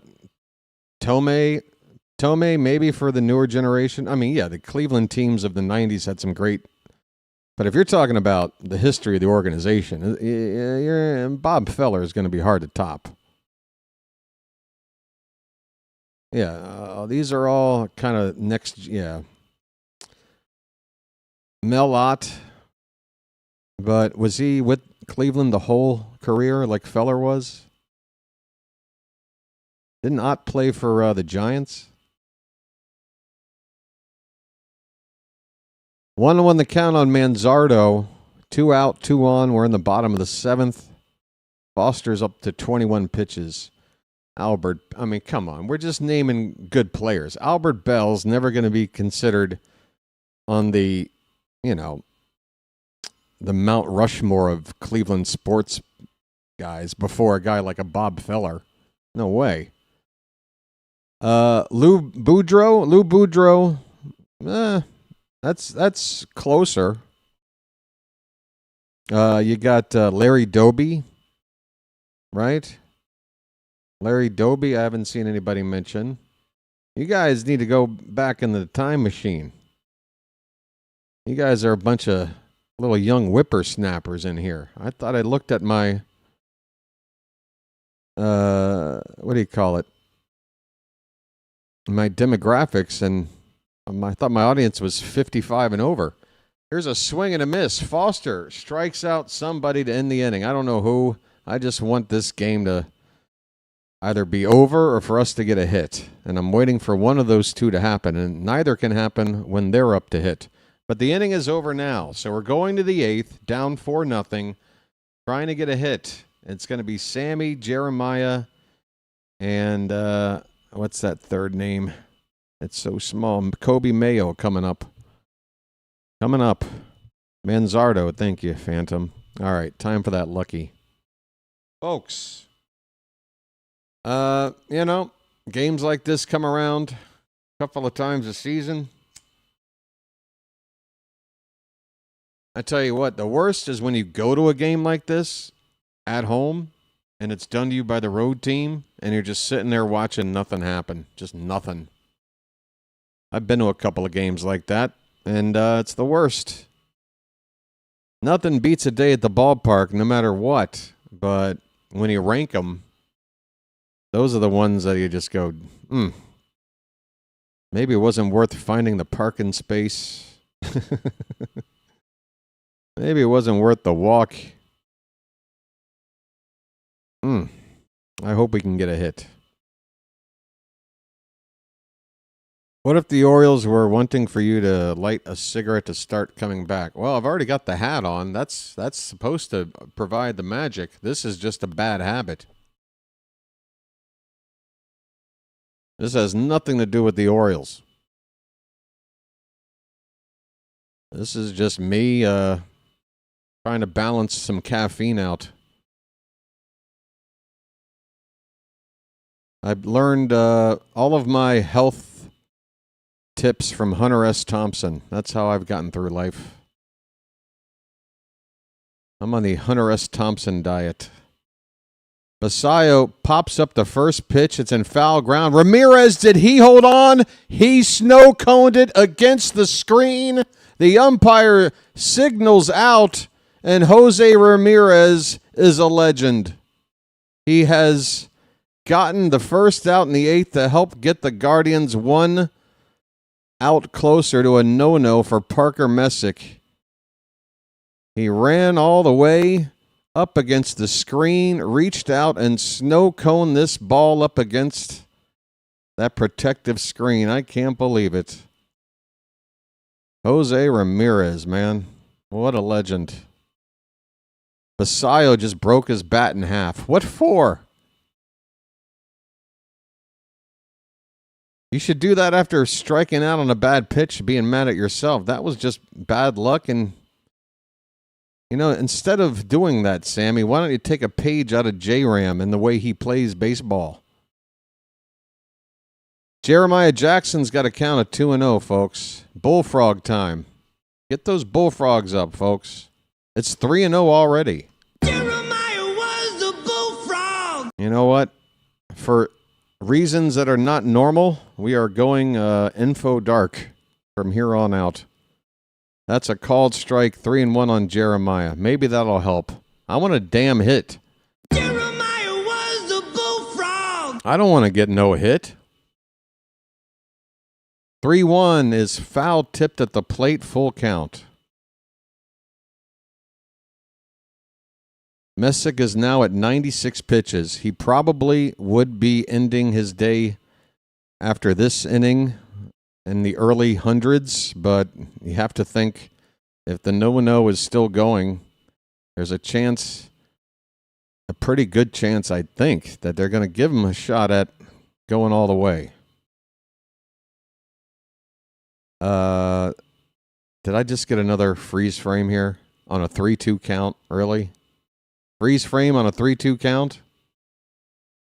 That's how you're going to do me? Looks like Jeremiah just struck out.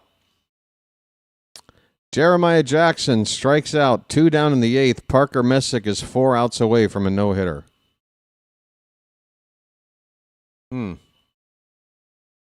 He had Jeremiah 3-0 and still struck him out. Here's Mayo. First pitch, strike 1, changeup. You blame Jay Giles. My blood runs cold. My memory has just been sold. My angel is a centerfold. Oh, you're talking about freeze frame because of my my lag issues? Freeze frame. All right, it's 1-1 on Mayo. Pitch number 100 with 2 down in the 8th. Here it is. Ball 2. It's low. Mayo, come on, buddy. Just get it all on there. Just spread it out. Break it up, Mayo. Break it up like the eggs and oil break up to make the mayo. He just got a piece of that low and away changeup. He fouls it off. It's strike 2. And the Cleveland fans now on their feet with 2 strikes, 2 out here. Well, at least the ones not sitting directly behind home plate. Some people are on their feet, damn it. The ones sitting right behind home plate, always the last to get up. 2-2 on Mayo. The pitch. He reached for that out of the zone and fouled it off. A fastball up and away. Still 2-2. Can we not play road games? We swept in Chicago, Earl. We had won 3 road games in a row coming into this one. We did get swept before that in Pittsburgh. That is true. I think we got to stay out of these Rust Belt places. It's this damn Rust Belt. Cleveland, Pittsburgh. All that rust.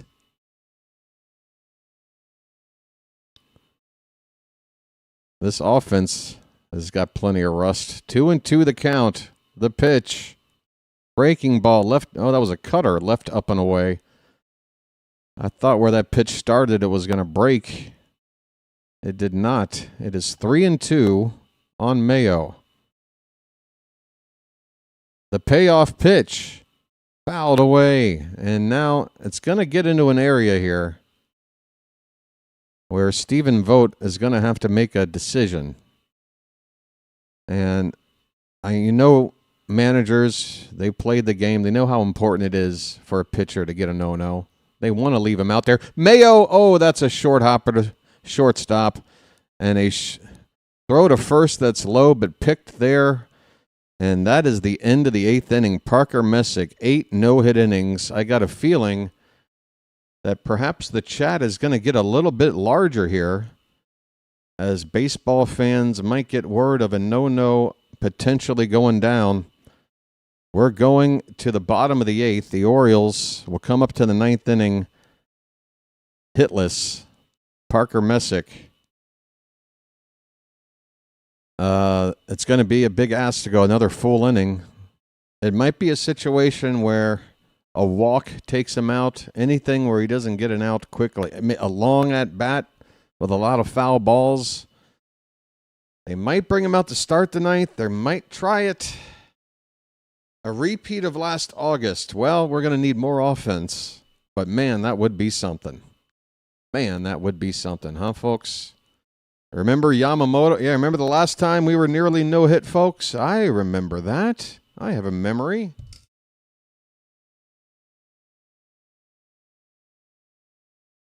That was the best game of the season last year. This is crazy. Oh, you're like Chevy Chase in Vacation. This is crazy. This is crazy. This is crazy. I'm in deep. I am in deep, deep. Woo! All right, folks. He's coming back out. Yeah, he's coming back out, but I think he's coming back out not with a guarantee to go all the way, I'm saying if he has an at-bat where he puts one on with a walk, or an extended at-bat with a lot of foul balls, and that pitch count is now like to 120 with 1 out in the ninth, I think there's some area where you have to, put the priority of the rest of the season and his health over the achievement. There has to be a line somewhere. Ball 1 to Valera with Foster still out here working the bottom of the 8th, and the next pitch is fouled back. 1-1 the count on Valera, who's 2 for 3 tonight. Oh, I guess for now I can bring this back. Not that anybody is really tracking this much. What's to track? 1-1 pitch is high, 2-1 on Valera. 2 runs in the first, individual runs in the 5th and 6th innings for the Guardians. They got 8 hits today. Swing and a miss. Man, Valera, nowhere near that cutter, up and out of the zone. 2 balls, 2 strikes.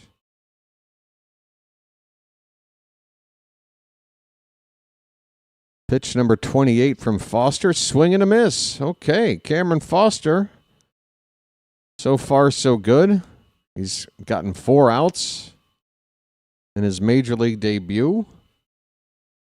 And that's a nice punch out right there.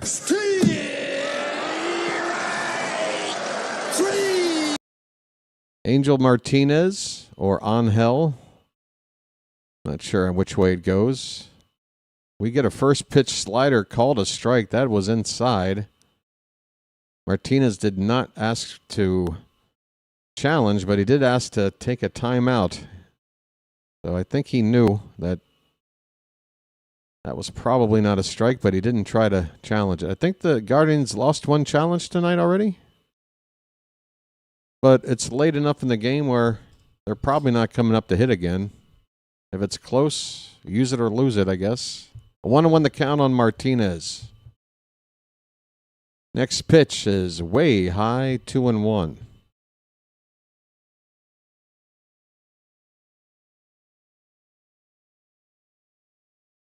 Cooperstown forever.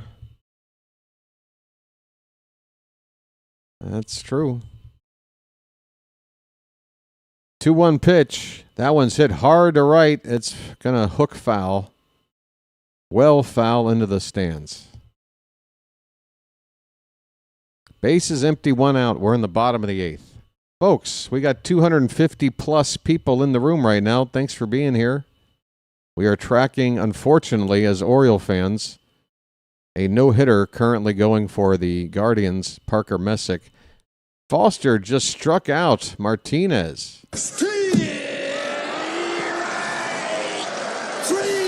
Well, y'all come back now, you hear? Cameron Foster, 5 outs now. Can we pull up Vance Honeycutt yet? No, Earl, we can't. He's not ready, and he couldn't really help what we need right now. This pitch is fouled away. Folks, again, I'm not saying that tomorrow we face a new pitcher and don't worry, our offense is fine, because, yeah, our offense needs some work, but it's pretty much middle of the pack in terms of the league. It's not exactly a train wreck, compared to everybody else. I don't think it's a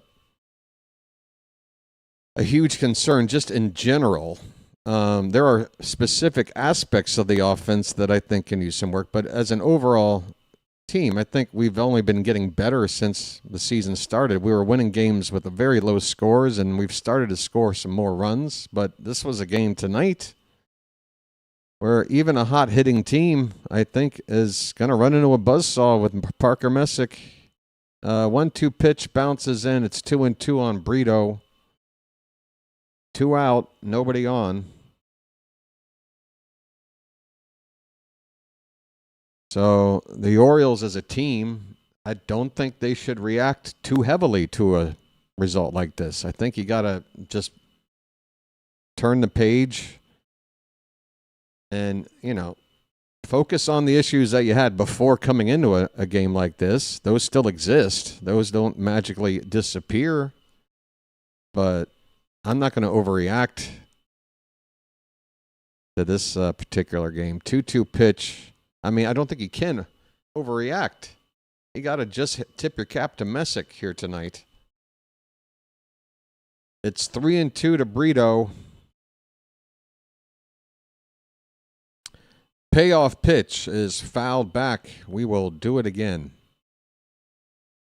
Foster now up to 40 pitches in this outing.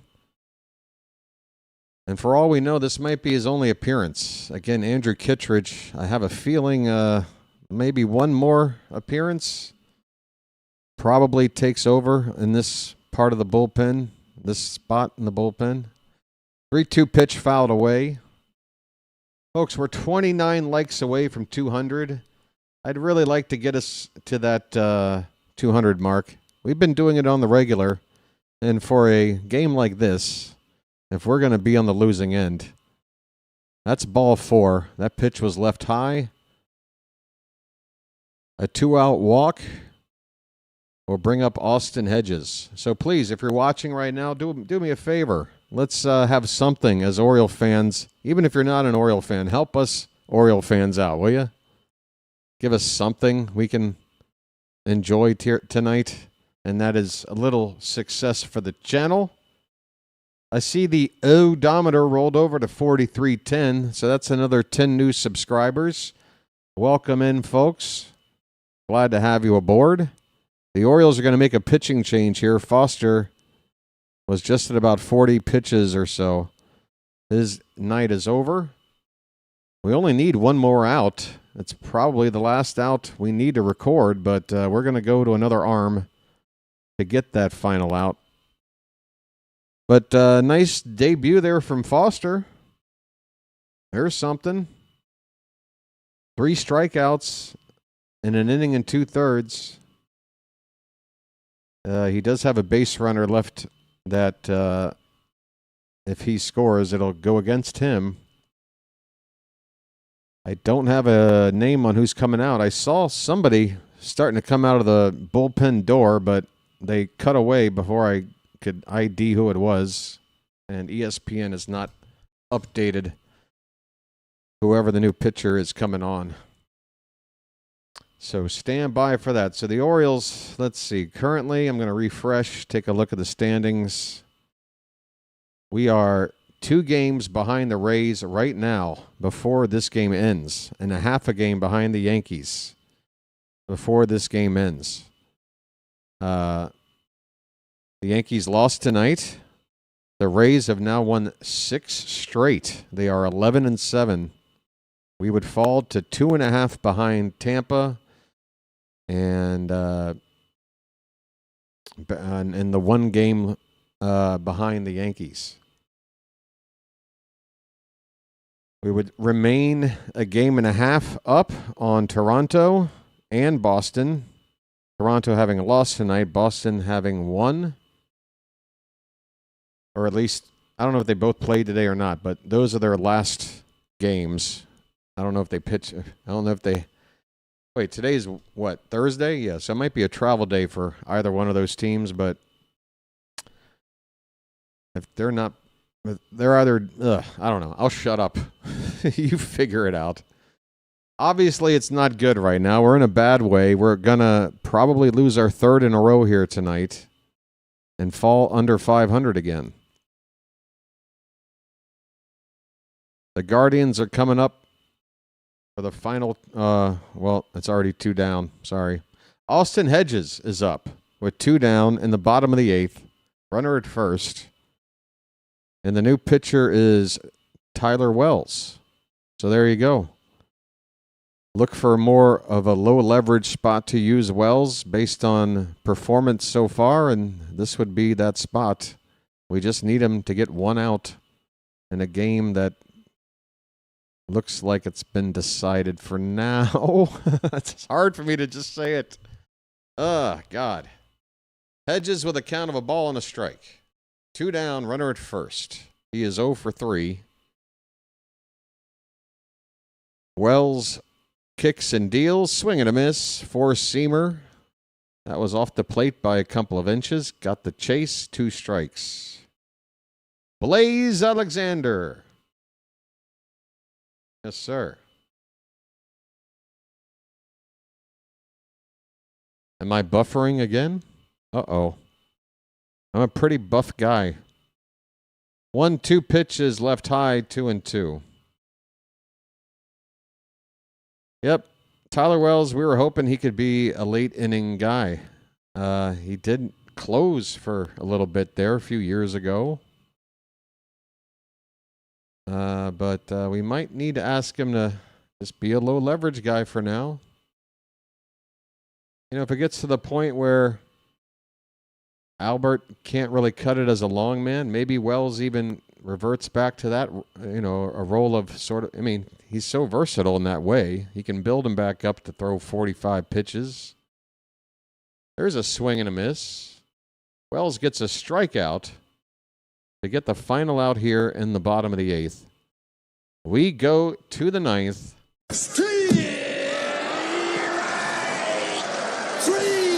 Got a lucky swing and a miss? I mean, God. All right, tell me you hate Tyler Wells and you want him just banished from the earth without telling me. I don't know if I've ever heard anybody complain about getting a strikeout on the opposing batter. Oh, that was luck. Good grief. Just enjoy the strikeout, for God's sakes. We go to the 9th inning. We need a hit. That's all. Just want to ruin somebody else's good time, and then we'll feel better. Right, folks? What else can we do? Oh, Ms. Janet, what can you say? It has not been a fun game to track as an Oriole fan. I mean, this is... I can probably go back and just tell by the tone of my voice by the 2nd or 3rd inning that things were going to kind of not be fun tonight. No more than 4 pitches or you're cut. That's right. Let's really just micromanage the hell out of everything. God, it's the worst sport to nitpick. Gosh. But again, I've got my opinions too. So I got to let other people have theirs. I just pick on random ones occasionally, especially people that sometimes indicate that we are going to lose early on. And, you know, here's a ground ball and a base hit by Leody Taveras. And, folks, the Orioles have broken up the no-no on the first pitch in the 9th. Take that. Hey, we did it. Baltimore, you are seeing history being made today. That's right. Parker, sorry. Parker Messick can lose. It's a no-no, no-mo. And here comes a very elderly man that must be the pitching coach. Holy cow, this guy's been around. Who is this? Who is the pitching coach for Cleveland? I should know, because this guy looks like he's been around a long time. Looks like the Guardians are just buying time. Messick with a giant smile on his face. The Guardians don't feel too concerned about anything. This is simply buying time to get somebody up. Messick on 107 pitches. Blaze Alexander due up next, and then he got the top of the order. So I would expect this will be his final batter, no matter what the outcome is.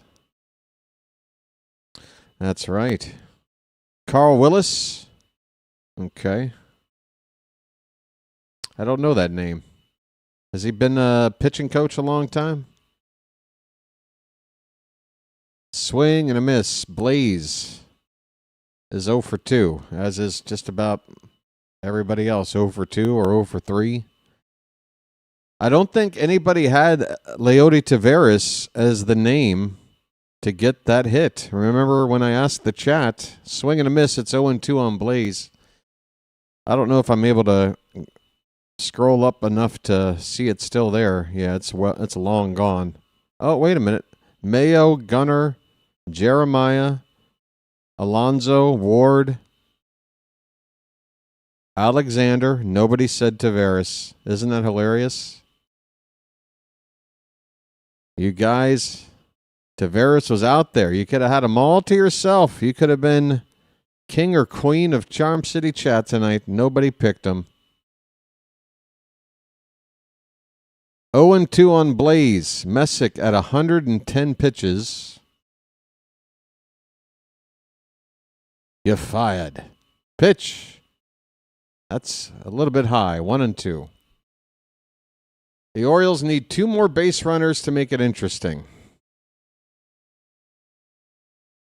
And if Blaze can be one of those 2, it would definitely get interesting because he got the top of the order up.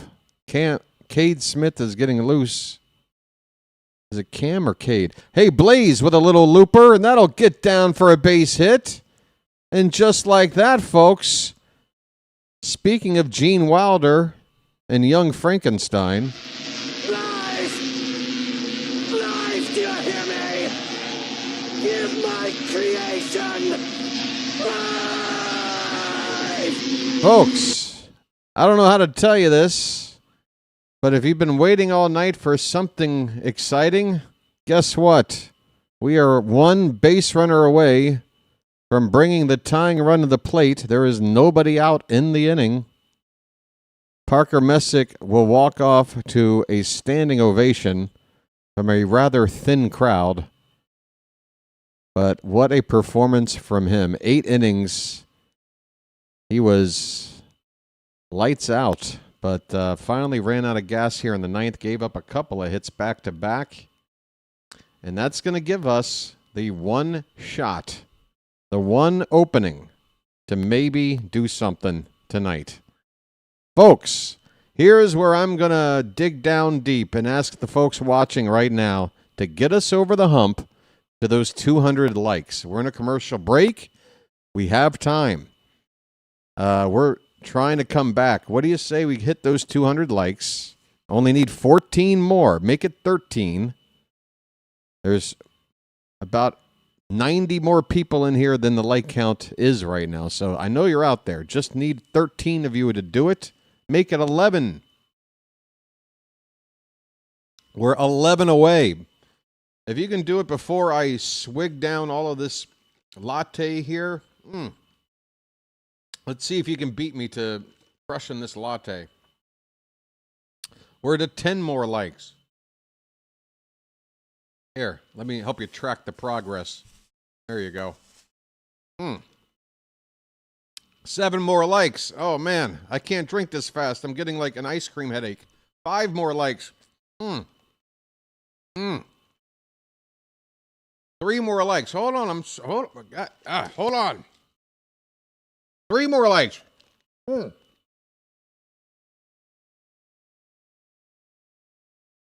Ah, crap. We're over 200. And I couldn't finish. You beat me. You beat me, everybody. That's the kind of gimmick I got to do to get to where we need to be, folks. And I want to thank you very much for that. Thank you for your audience participation. All right, so it's Cade Smith on the pitch, the Guardian closer. And first pitch to Taylor Ward is foul back, folks.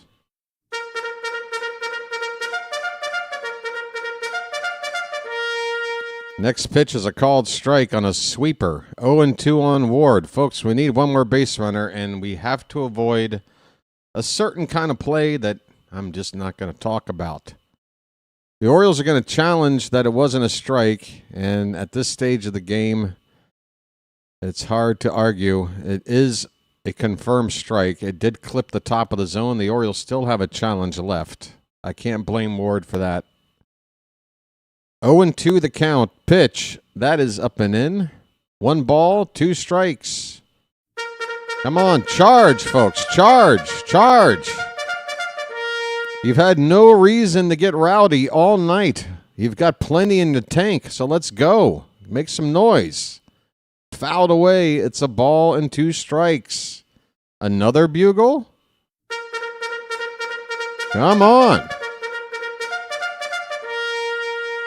It's called interacting, people. The 1-2 is in the dirt. 2 balls, 2 strikes. You saw the stunt work for the light count. Now let's get some charges in that chat. We are an army. And we are wounded, but we are not dead yet. 2-2 pitch. Inside, ball 3, it nearly hit him. Come on, Charm City.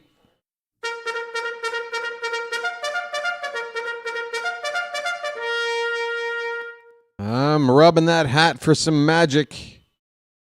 We got a full count, 2 men on, nobody out. Gunner on deck.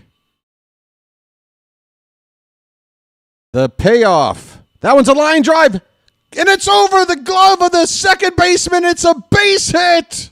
It's a base hit. 3 straight hits for the Orioles after being no hit through 8 innings. Now have nobody out. Bases loaded. Tying run coming up. Gunnar Henderson.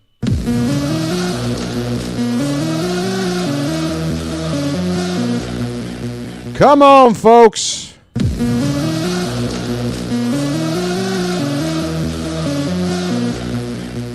Come on.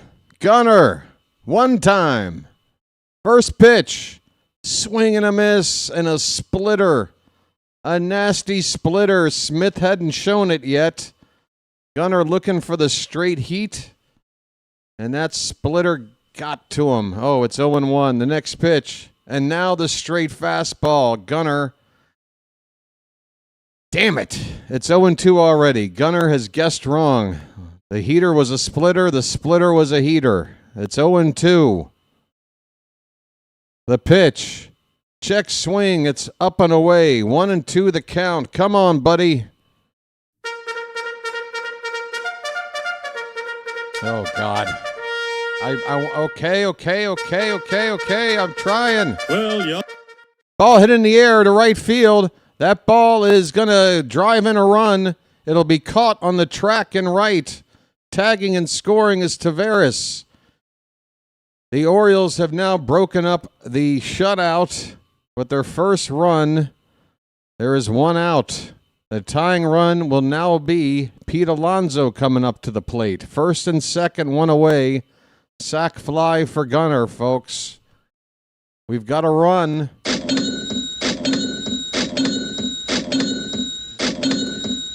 Polar bear time. A polar bear stirs. First pitch, hit in the air to right. That ball, get into the corner. That ball is off the wall. It's off the wall. Throw comes in. Throw towards third base. Safe. It's 4-2 with the tying run in scoring position after an RBI double from Alonso. Folks, are we going to Yamamoto this again? It's magic, you know.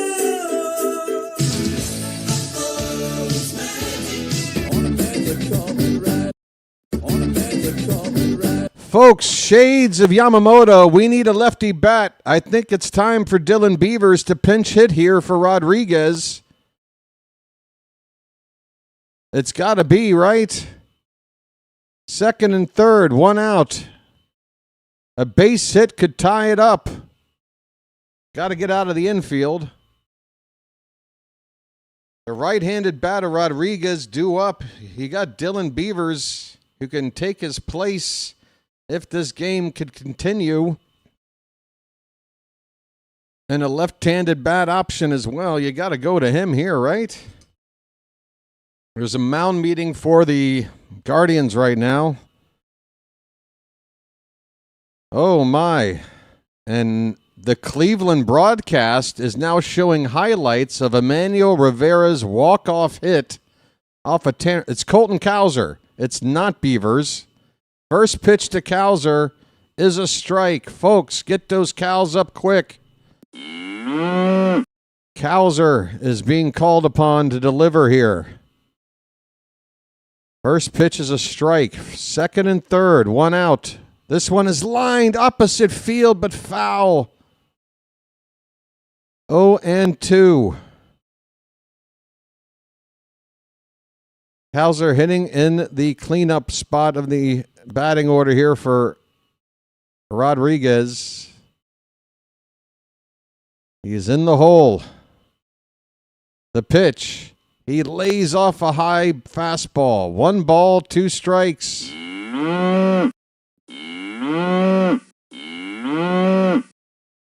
Come on, Charm City chat. Basayo is on deck. Just so you know, the 1-2. Fouled back. We'll do it again. Charge, folks. Charge. Bring in the cavalry. Go to war, Miss Agnes. Let's go. The 1-2. Laid off. He laid off a tough splitter. 2 balls, 2 strikes. All right. Hang in there, Cowser. A base hit to the outfield could tie this puppy up. Come on, the pitch. Hit in the air. Oh, it's high and it's playable. Center fielder camping under it. The runner at third is going to not try and score, and that's the right move. That run doesn't matter as much as the runner behind him. Stephen Kwan with the catch. We need that 2-out hit from Sammy Basayo, folks. It's up to the kid. Sammy.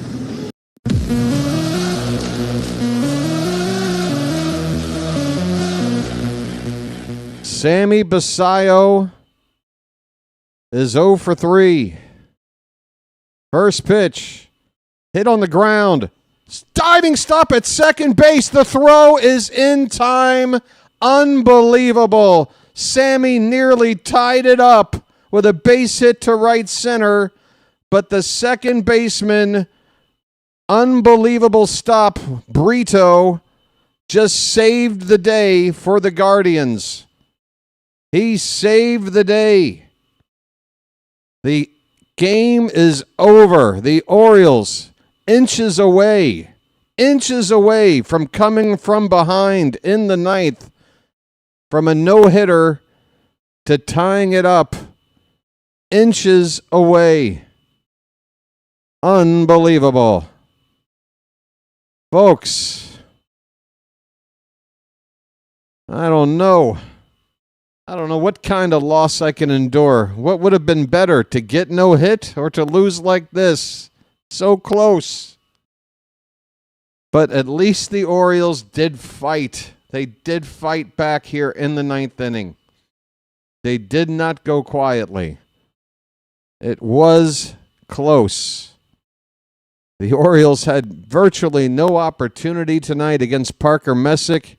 The first 8 innings tonight from him were a clinic. Nobody on this team could do anything except maybe draw a walk once or twice. Otherwise, Messick asked to come out in the ninth, of course, to try to go for the big prize, a no-hitter, but he had run out of gas.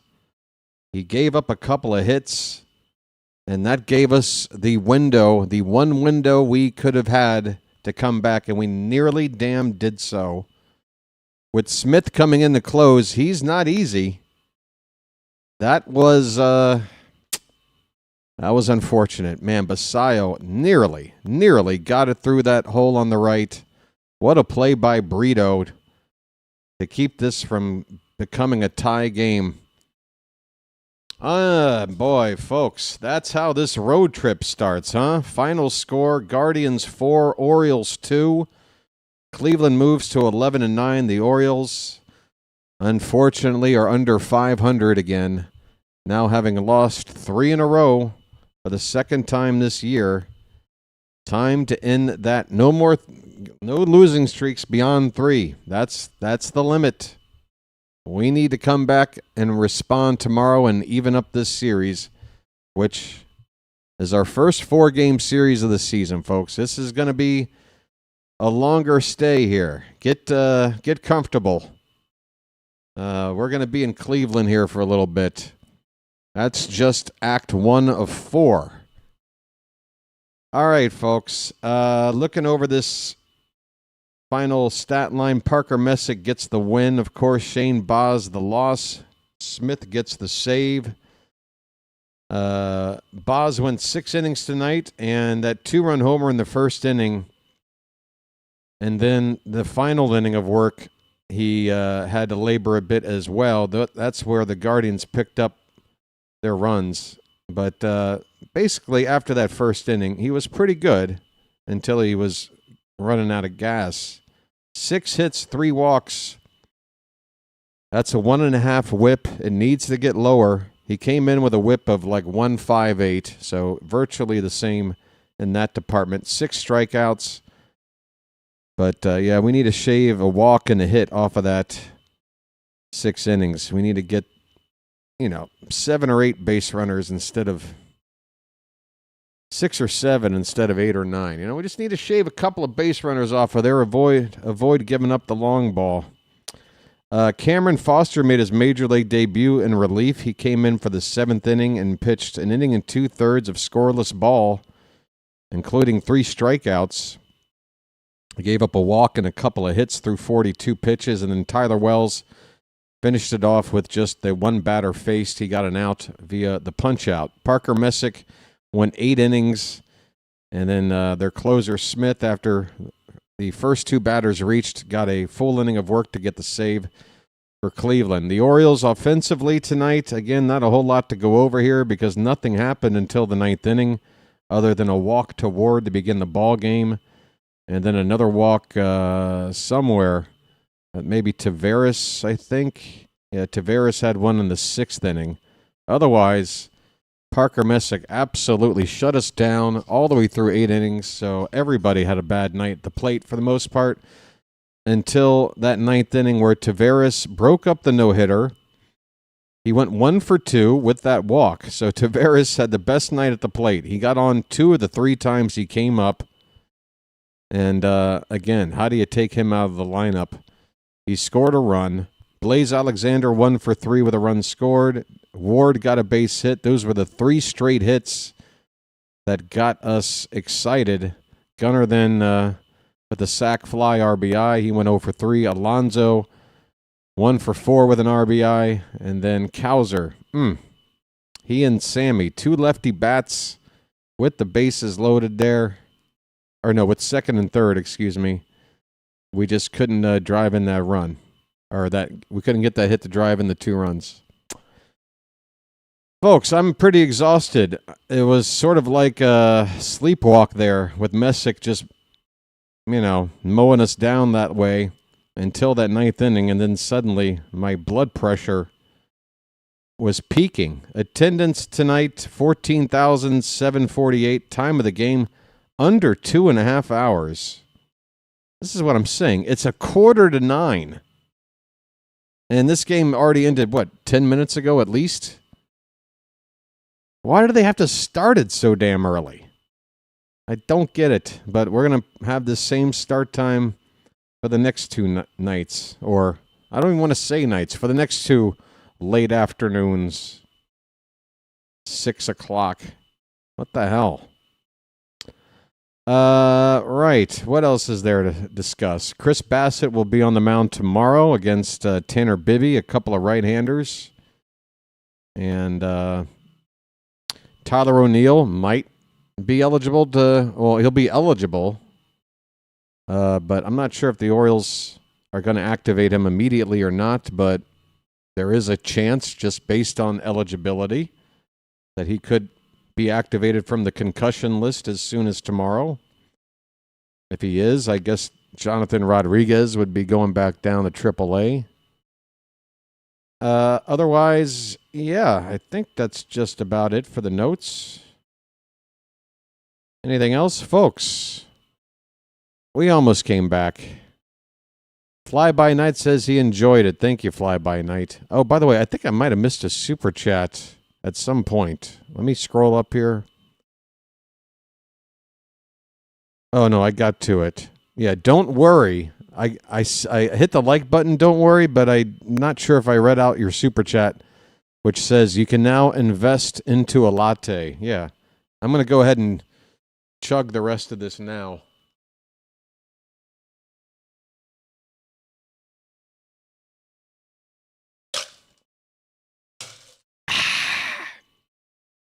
Hey, it's Melanie Newman, folks, and Ben McDonald sitting next to each other. Melanie, show me your hands.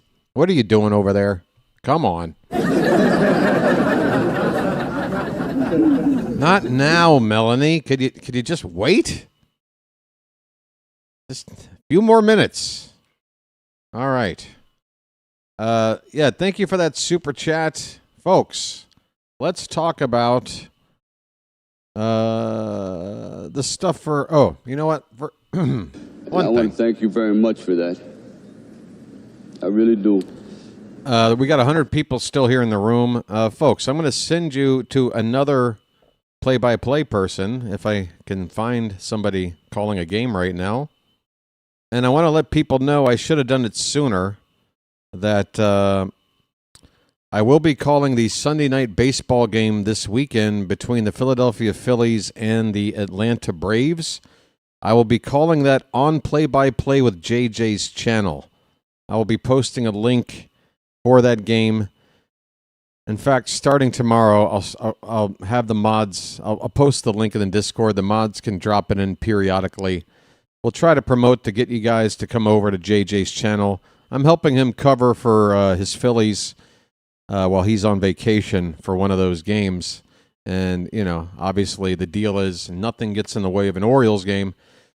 Since we're doing a 1 o'clock game, and that's the 8 o'clock game, I agreed to it, and I'm happy to help him out. JJ's been helping out this channel here in many different ways, so more than happy to call that game.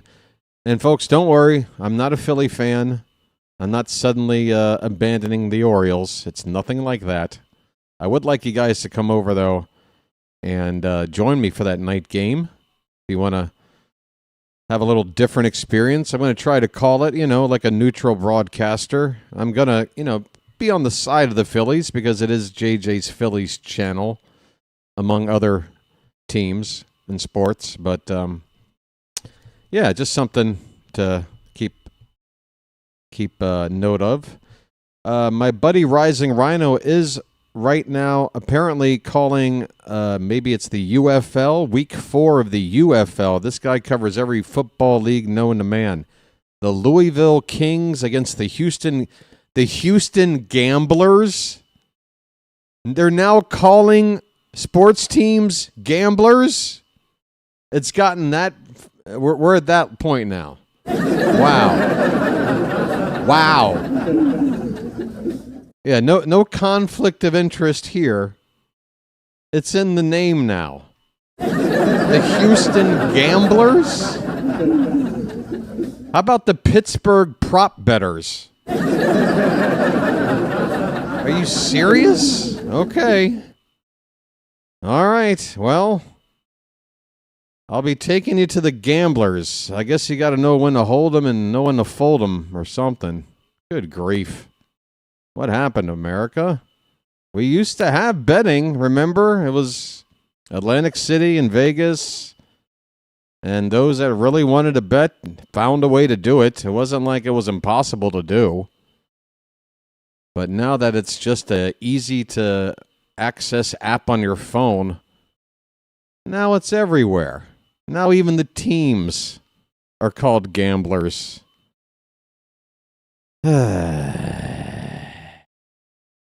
The rest of the AL East sucking doesn't mean we should be content to suck along. Who's content? Who's content? Me? Who's content? Chilo, call out a name. Who's content? Who's content? I'm not leaving until somebody says I'm content, which means I'm not leaving because nobody's content. Shantae's content? Shantae's content. Where's the evidence? Shantae, what did you say? This is why the offense infuriates me. They force the pitcher to be perfect when he can only be perfect for so long, and the bullpen shuts down everyone. That doesn't sound like content. That sounds like some mild criticism, if anything. What else was Shantae saying? Look, I'm not really super pissed at this loss because the rest of the AL East sucks. I think what he means, Shantae, is just that it doesn't hurt as bad right now because of the state of the division. It doesn't necessarily mean they're content. Shantae, are you content? I mean, come on, man. Nobody's content, Chilo, okay? Melanie Newman, can you help me be content tonight? Come on, Melanie. Get on over here. Chilo. Chilo. And it's the use of the word we. Like, that's probably what got to me there, Chilo.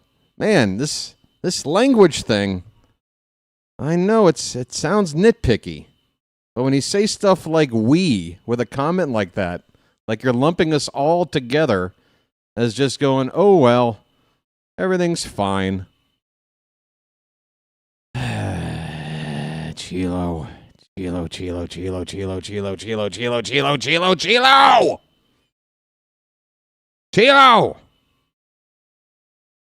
I need to get Chilo on the phone. What do you guys think? I want to actually talk. I feel like I think it's this whole online thing. Let's just have a voice-to-voice conversation, Chilo. I feel like there's a more optimistic version of you in there somewhere. Maybe if we just talked about it. I don't know. What am I going to do with Chilo? You know, there's been a lot of people on the channel that want to try and throw me off my game, call me names, or, I don't know, stalk me, for example. And none of those really bother me. I just look at them like little annoying fleas that you just flick away. Who gives a damn? But I like Chilo. This is why it hurts me more than anybody else to have these exchanges with Chilo sometimes. Chilo, I'm sorry, man, but I don't know. I know you're going to be back for another game, man. What do we do? I tell you what. Is Tony Robbins still around? We need to go to one of those seminars with one of those douchebag motivational speakers. Maybe a little hypnotism. That's what we need, hypnosis. All right, Chilo. Hold on a sec. Maybe I got something I can use.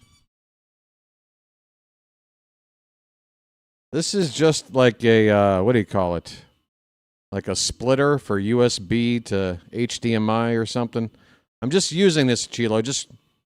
I want you to just follow the USB here, okay? Just follow this, all right? And I want you to just breathe right now. Stare at this, okay? Take nice deep breaths, okay? I want you to close your eyes, and I want you to think about the 1970 Baltimore Orioles. That's right. Yes. We played the Cincinnati Reds, and we kicked their ass in that World Series. Brooks Robinson, the human vacuum cleaner. You remember that? The human vacuum cleaner. Orioles magic. The Oriole way. Yes. Frank Robinson. Yes. Breathe in. Breathe out. Chilo. Is any of this working? No? All right, I'm going to invest in a pocket watch. And maybe next time it'll work. Otherwise, I got nothing left, folks. That's about it for me. We're down to 70 people. It's just the hardcore people left. I should have signed off 10 minutes ago. Ooh, did we have a... Oh, all right. You probably did the right thing, Phantom, but I'm curious. What do we have here? Ooh, a spread. I had a parlay. Who cares? Who would possibly care, dude? I'm just checking. That is your first comment, right? 20 minutes after a game is over, you found a live stream to tell absolute strangers the result of your bet. Who could possibly give half a shit? Have you ever asked yourself that? Baked chips, which, by the way, Baked Chips 420, fantastic name. I think you and I would have fun together, okay? I'm being honest. But again, while I'm remaining honest, can you help me out? Look who's talking. Yeah, me. Am I talking about a bet? Oh, please explain how I'm a hypocrite right now, please. I got time. Please, take your time. No, I'd love to hear. Explain the look who's talking comment, please. What, no one can possibly give a shit about, what, my YouTube channel? Because here you are. That kind of defeats that argument. I'd love to hear it. I got time, buddy. I was going to take you to another game. But suddenly BW has found some time. 65 people left in the room. Able to get down to 5.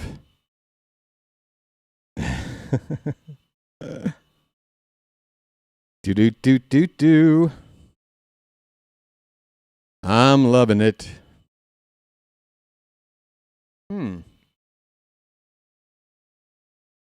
Holy ego. Batman? So look who's talking. I said something about your ego, and the look who's talking has to do with my ego? I don't get it. When did I talk about your ego? All right, Chilo's gone. Might be down to just me and Baked Chips here in a minute. No, Baked Chips, I'm being honest. Let's just get right to the chase here. Who do you think gives a rat's ass about the outcome of your bet when you just show up to a chat like this at the end of a game without having been here or interacted in any other way? Just here to announce the result of a bet. Like, who do you think would care? I'm genuinely curious. I'm trying to learn. Help me learn something. This hasn't been too fun of a night. Anything? Come on. I got time. I do have time. I got plenty of time. Yeah. Hey, by the way, while I wait for some kind of an explanation, just want to say thanks to everybody, including the mods, for keeping the chat nice and charming. The likes got over 200 tonight. That was nice. And we got over 4,300 subscribers, up to 4,320 now. Good stuff there, although I got a feeling we might lose a subscriber by the time I sign off. We've got some updates. Are you not commenting over the Guards and Orioles game? Yes, I am. It was a Guards versus Orioles parlay. Okay. Now, the question still remains. Who else here that you've announced your bet result to do you think possibly gives a shit? That's the question. That's the question. I don't need to know, what the origin is of the bet, what you got on the line. I'm trying to find out who you think cares. No, you still won't answer the question now. Doesn't that mean I might have a point here? Maybe I have a point if you can't honestly answer that question? You're just going to whatever man me? That's it? Come on, man. I'm pressed. No, I'm just a guy killing a little bit of time, smoking a cigarette, drinking some melted ice at this point. I'm okay. Okay, well, do you want to repeat the comment? What do you want to say, Baked Chips? We'll try to let you have the floor, just as long as, you know. What would you like to say? I mean, if you had a comment removed, it probably had something to do with your bet, right? That's part of the rules of the channel. I still haven't heard a reason in your mind why you think anybody cares about the result of your bet. Are you able to come up with an answer for that? Otherwise, do you see my point? If you can't answer that, you keep saying sorry, but you can't answer, right? Just say, I really have no answer. You're kind of right. Who does give a shit? Just admit it. You know? Because you don't have an answer. That's the point. Right? But it's my ego. My ego is the problem. Okay. Okay. Fair enough, sir. Fair enough. Why are you live streaming if no one cares? Because we watched a game together. We actually watched baseball because we care about the sport and the actual game. We're not only watching it to track a bet. Can you believe it? That there's people out there that do that? They do. Isn't that bizarre? Isn't that insane? Why does that matter? Gee, because maybe I don't want the channel to turn into just a bunch of people tracking their bets and that's all people talk about in the chat? Again, you want me to answer your questions. You haven't been able to answer the one question I've given you, which is, you tell me, why would anyone care? Oh, there's another question. Again, you can't answer one of mine, so I'm not going to answer any more of yours until you can answer the one I gave you 15 minutes ago. Can you answer it? Can you try to answer it? Another question. Why would anyone care about my channel? I don't know. They watch and then tomorrow they come and watch again. They must care on some level. There's another question I answered. Can you answer my one question? Can you? I'm waiting. Hello? You keep ducking the question. Why can't you answer it? You ask me another question without answering. Wow. You're quite difficult, aren't you, sir?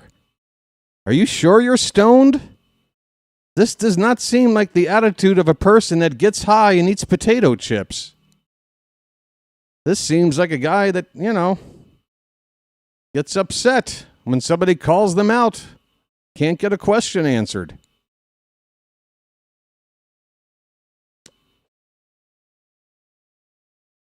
You can't answer it, can you? You can't. So, there's my point from 20 minutes ago. Nobody gives a shit. Okay? Case closed. You got nothing, dude. You got no explanation. So, that's why. Nobody gives a shit, man. I guess maybe something was learned out of this interaction. I don't know. Maybe, maybe not. I mean, hey, look, dude, all honesty, totally being honest. There are channels out there that will be perfectly happy that you're in there announcing your bet results. They exist. I encourage you to try them out. Why I'm so mad? Look, again, I think my growing frustration with you, I wouldn't call it mad, I would say growing frustration. It's growing because you can't answer the question I asked you. It really doesn't have to do with the initial comment. That was a while back.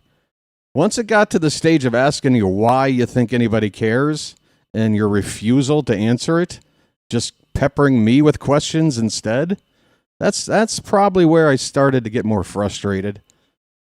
If you really want a true answer to your, not understanding where I'm coming from, right? And again, you never came up with an answer, so that's how we arrived to this moment. Okay? I guess that's going to do it for tonight. I thought you would find it interesting, as both of my hitters didn't get a hit till the 9th inning. No. And no one else would find it interesting. I'm just telling you the truth, man. Look, here's the deal. This is something that we can all relate to, all right? I'm not even trying to be a dick right now. This is something we can all relate to.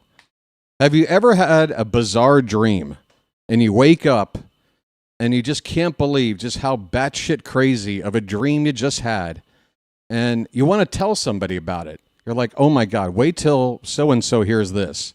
My girlfriend or my boyfriend or my best friend or my good buddy at work when I get to work today or whatever. And you just want somebody to hear just how bizarre this dream was. You know what happens every time you try to explain a dream to somebody else? Nobody cares. Nobody cares. It's the same thing. Okay? It's just something for you. It means something to you. It really doesn't mean anything to anybody else.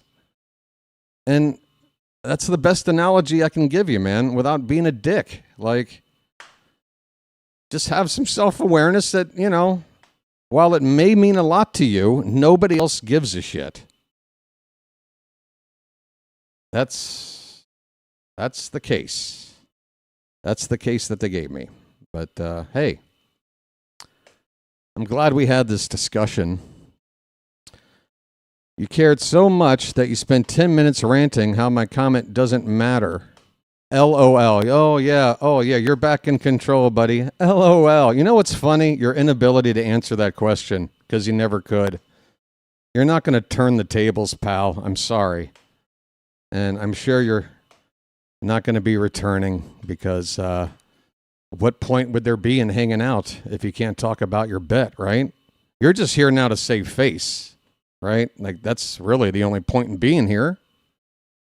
You're defending your honor online, right? Who gives a shit? You could leave at any time. My channel's not going anywhere. I can turn this thing on and off when I feel like it. That's what I got happening. That's up to you, pal. That's up to you. But what's the good smoke these days? I can't get any weed over here in Thailand now. They criminalized it again. What's the good strain going around? I'm more of a jester. Oh, I'm just here for your personal amusement, right? I do a little tap dance. Yes. You're like a lot of people online. When you find content creators, you're just like flipping through and you're like, oh, let me make this monkey dance. Yeah, I deal with a lot of people like you on the regular, pal. You're not exactly special in that department. Yeah, exactly. Look, hey, he just admitted it. This is rage baiting? Bro, let me let you in on a secret. As soon as I sign off, I don't care. I'm looking to you as content and someone to kind of dunk on for not being able to answer a simple question. Still. Oh, I forgot. You told me you thought I would be interested that 2 guys in your parlay didn't get hits. That's what you're going with? You're going to think of me later tonight, baby. Wow, how delusional are you? What weed are you smoking? Holy cow. You might want to maybe clean the resin out of that bong there. You might be smoking some paint chips by accident. I'm sorry to tell you, buddy, but there's already somebody who thinks they're, they're my number one antagonist or whatever. If you want to try to take over, feel free. I don't care, dude. Like, I don't care. Anyway, that's going to wrap it up for tonight. I can't remember. Rhino is doing some football. Let me make sure the game is still on. Now that it's a half hour later and we have, 20 people left or something? 55 of you have hung in there. Wow. You guys are something. Holy ego. Thinks no, buddy. No, you're wrong. You don't know me well enough, really. Dude, again, you have no leg to stand on if you can't answer that question, which you couldn't. So, have yourself a merry little Christmas, okay? And you even admit on your own power that you like to rage bait, so you're just an online douchebag. You're one of millions. So why would I suddenly like you're the guy? You're the one that's going to take me down, really? Yeah, it was a great answer. It took you half an hour. I guess because the overall point is still that nobody gives a shit about the result of your bet. And I think you even know that. But you're going to continue to do it. And, it just shows how self-absorbed of a person that you are. You talk about my ego, but you can't even have the awareness to understand when other people don't give a shit about something. This is crying? Okay, sorry. Folks, where's my tissues? Dude, I'm the one on camera, on mic, putting myself out there to the world. So you can't use lines like that. They can't work. I'm clearly not crying. Maybe if we were on Twitter together, you could try that. But I love how you're feverishly typing away, by the way. I'm just better. No, you seem to have that stuck in your own head. You can feel however you want about me. I got a personality. Feel free to judge it however you want. If you think it's an ego thing, fine. What now? What would you like to do about it? Other than continue to engage me?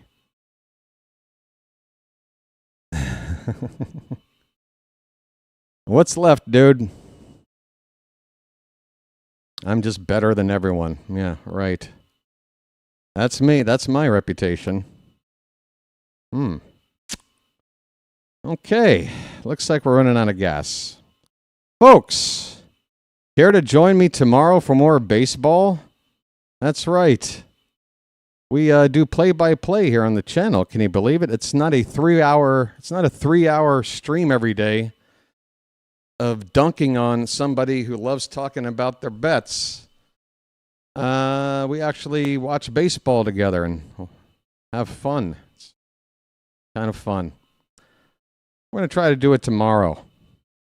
All right, Shantae, and anybody else here that's left, that's going to do it for tonight. Baked chips. By the way, I didn't ban you or anything. I'm sure a lot of other streamers would have been like, all right, buddy, here's the toilet flush. Here, go away. That's fine. No one cares about your stupid takes. You're still here. That defeats that argument. You're here. You're here. You're the one here. This is my home. This is my stream. You are in here. You, therefore, care. If you did not, you would have left. That argument doesn't work, does it? That argument doesn't work, does it, baked chips? You're here. You care. Prove me wrong and leave. Okay? Prove me wrong and leave. How's that sound? Prove me wrong and then you win. You win. Right? Great argument, dude. Captain of the debate team, folks. Fantastic. Bro, the ultimate point of all this is nobody gives a shit about your bet. Okay, everything else has just been a bunch of alpha male online bullshit, and I'm kind of tired of it at this point. I'd like to sign off. So that's going to do it for me. Okay? I'll see you guys tomorrow night. The Orioles will be on at 5:55 p.m. First pitch is at 6:10. I bet you won't find another Oriole channel better than this. Until tomorrow, folks, this has been the BirdWatcher, and I will chirp at you later. Take care, everybody.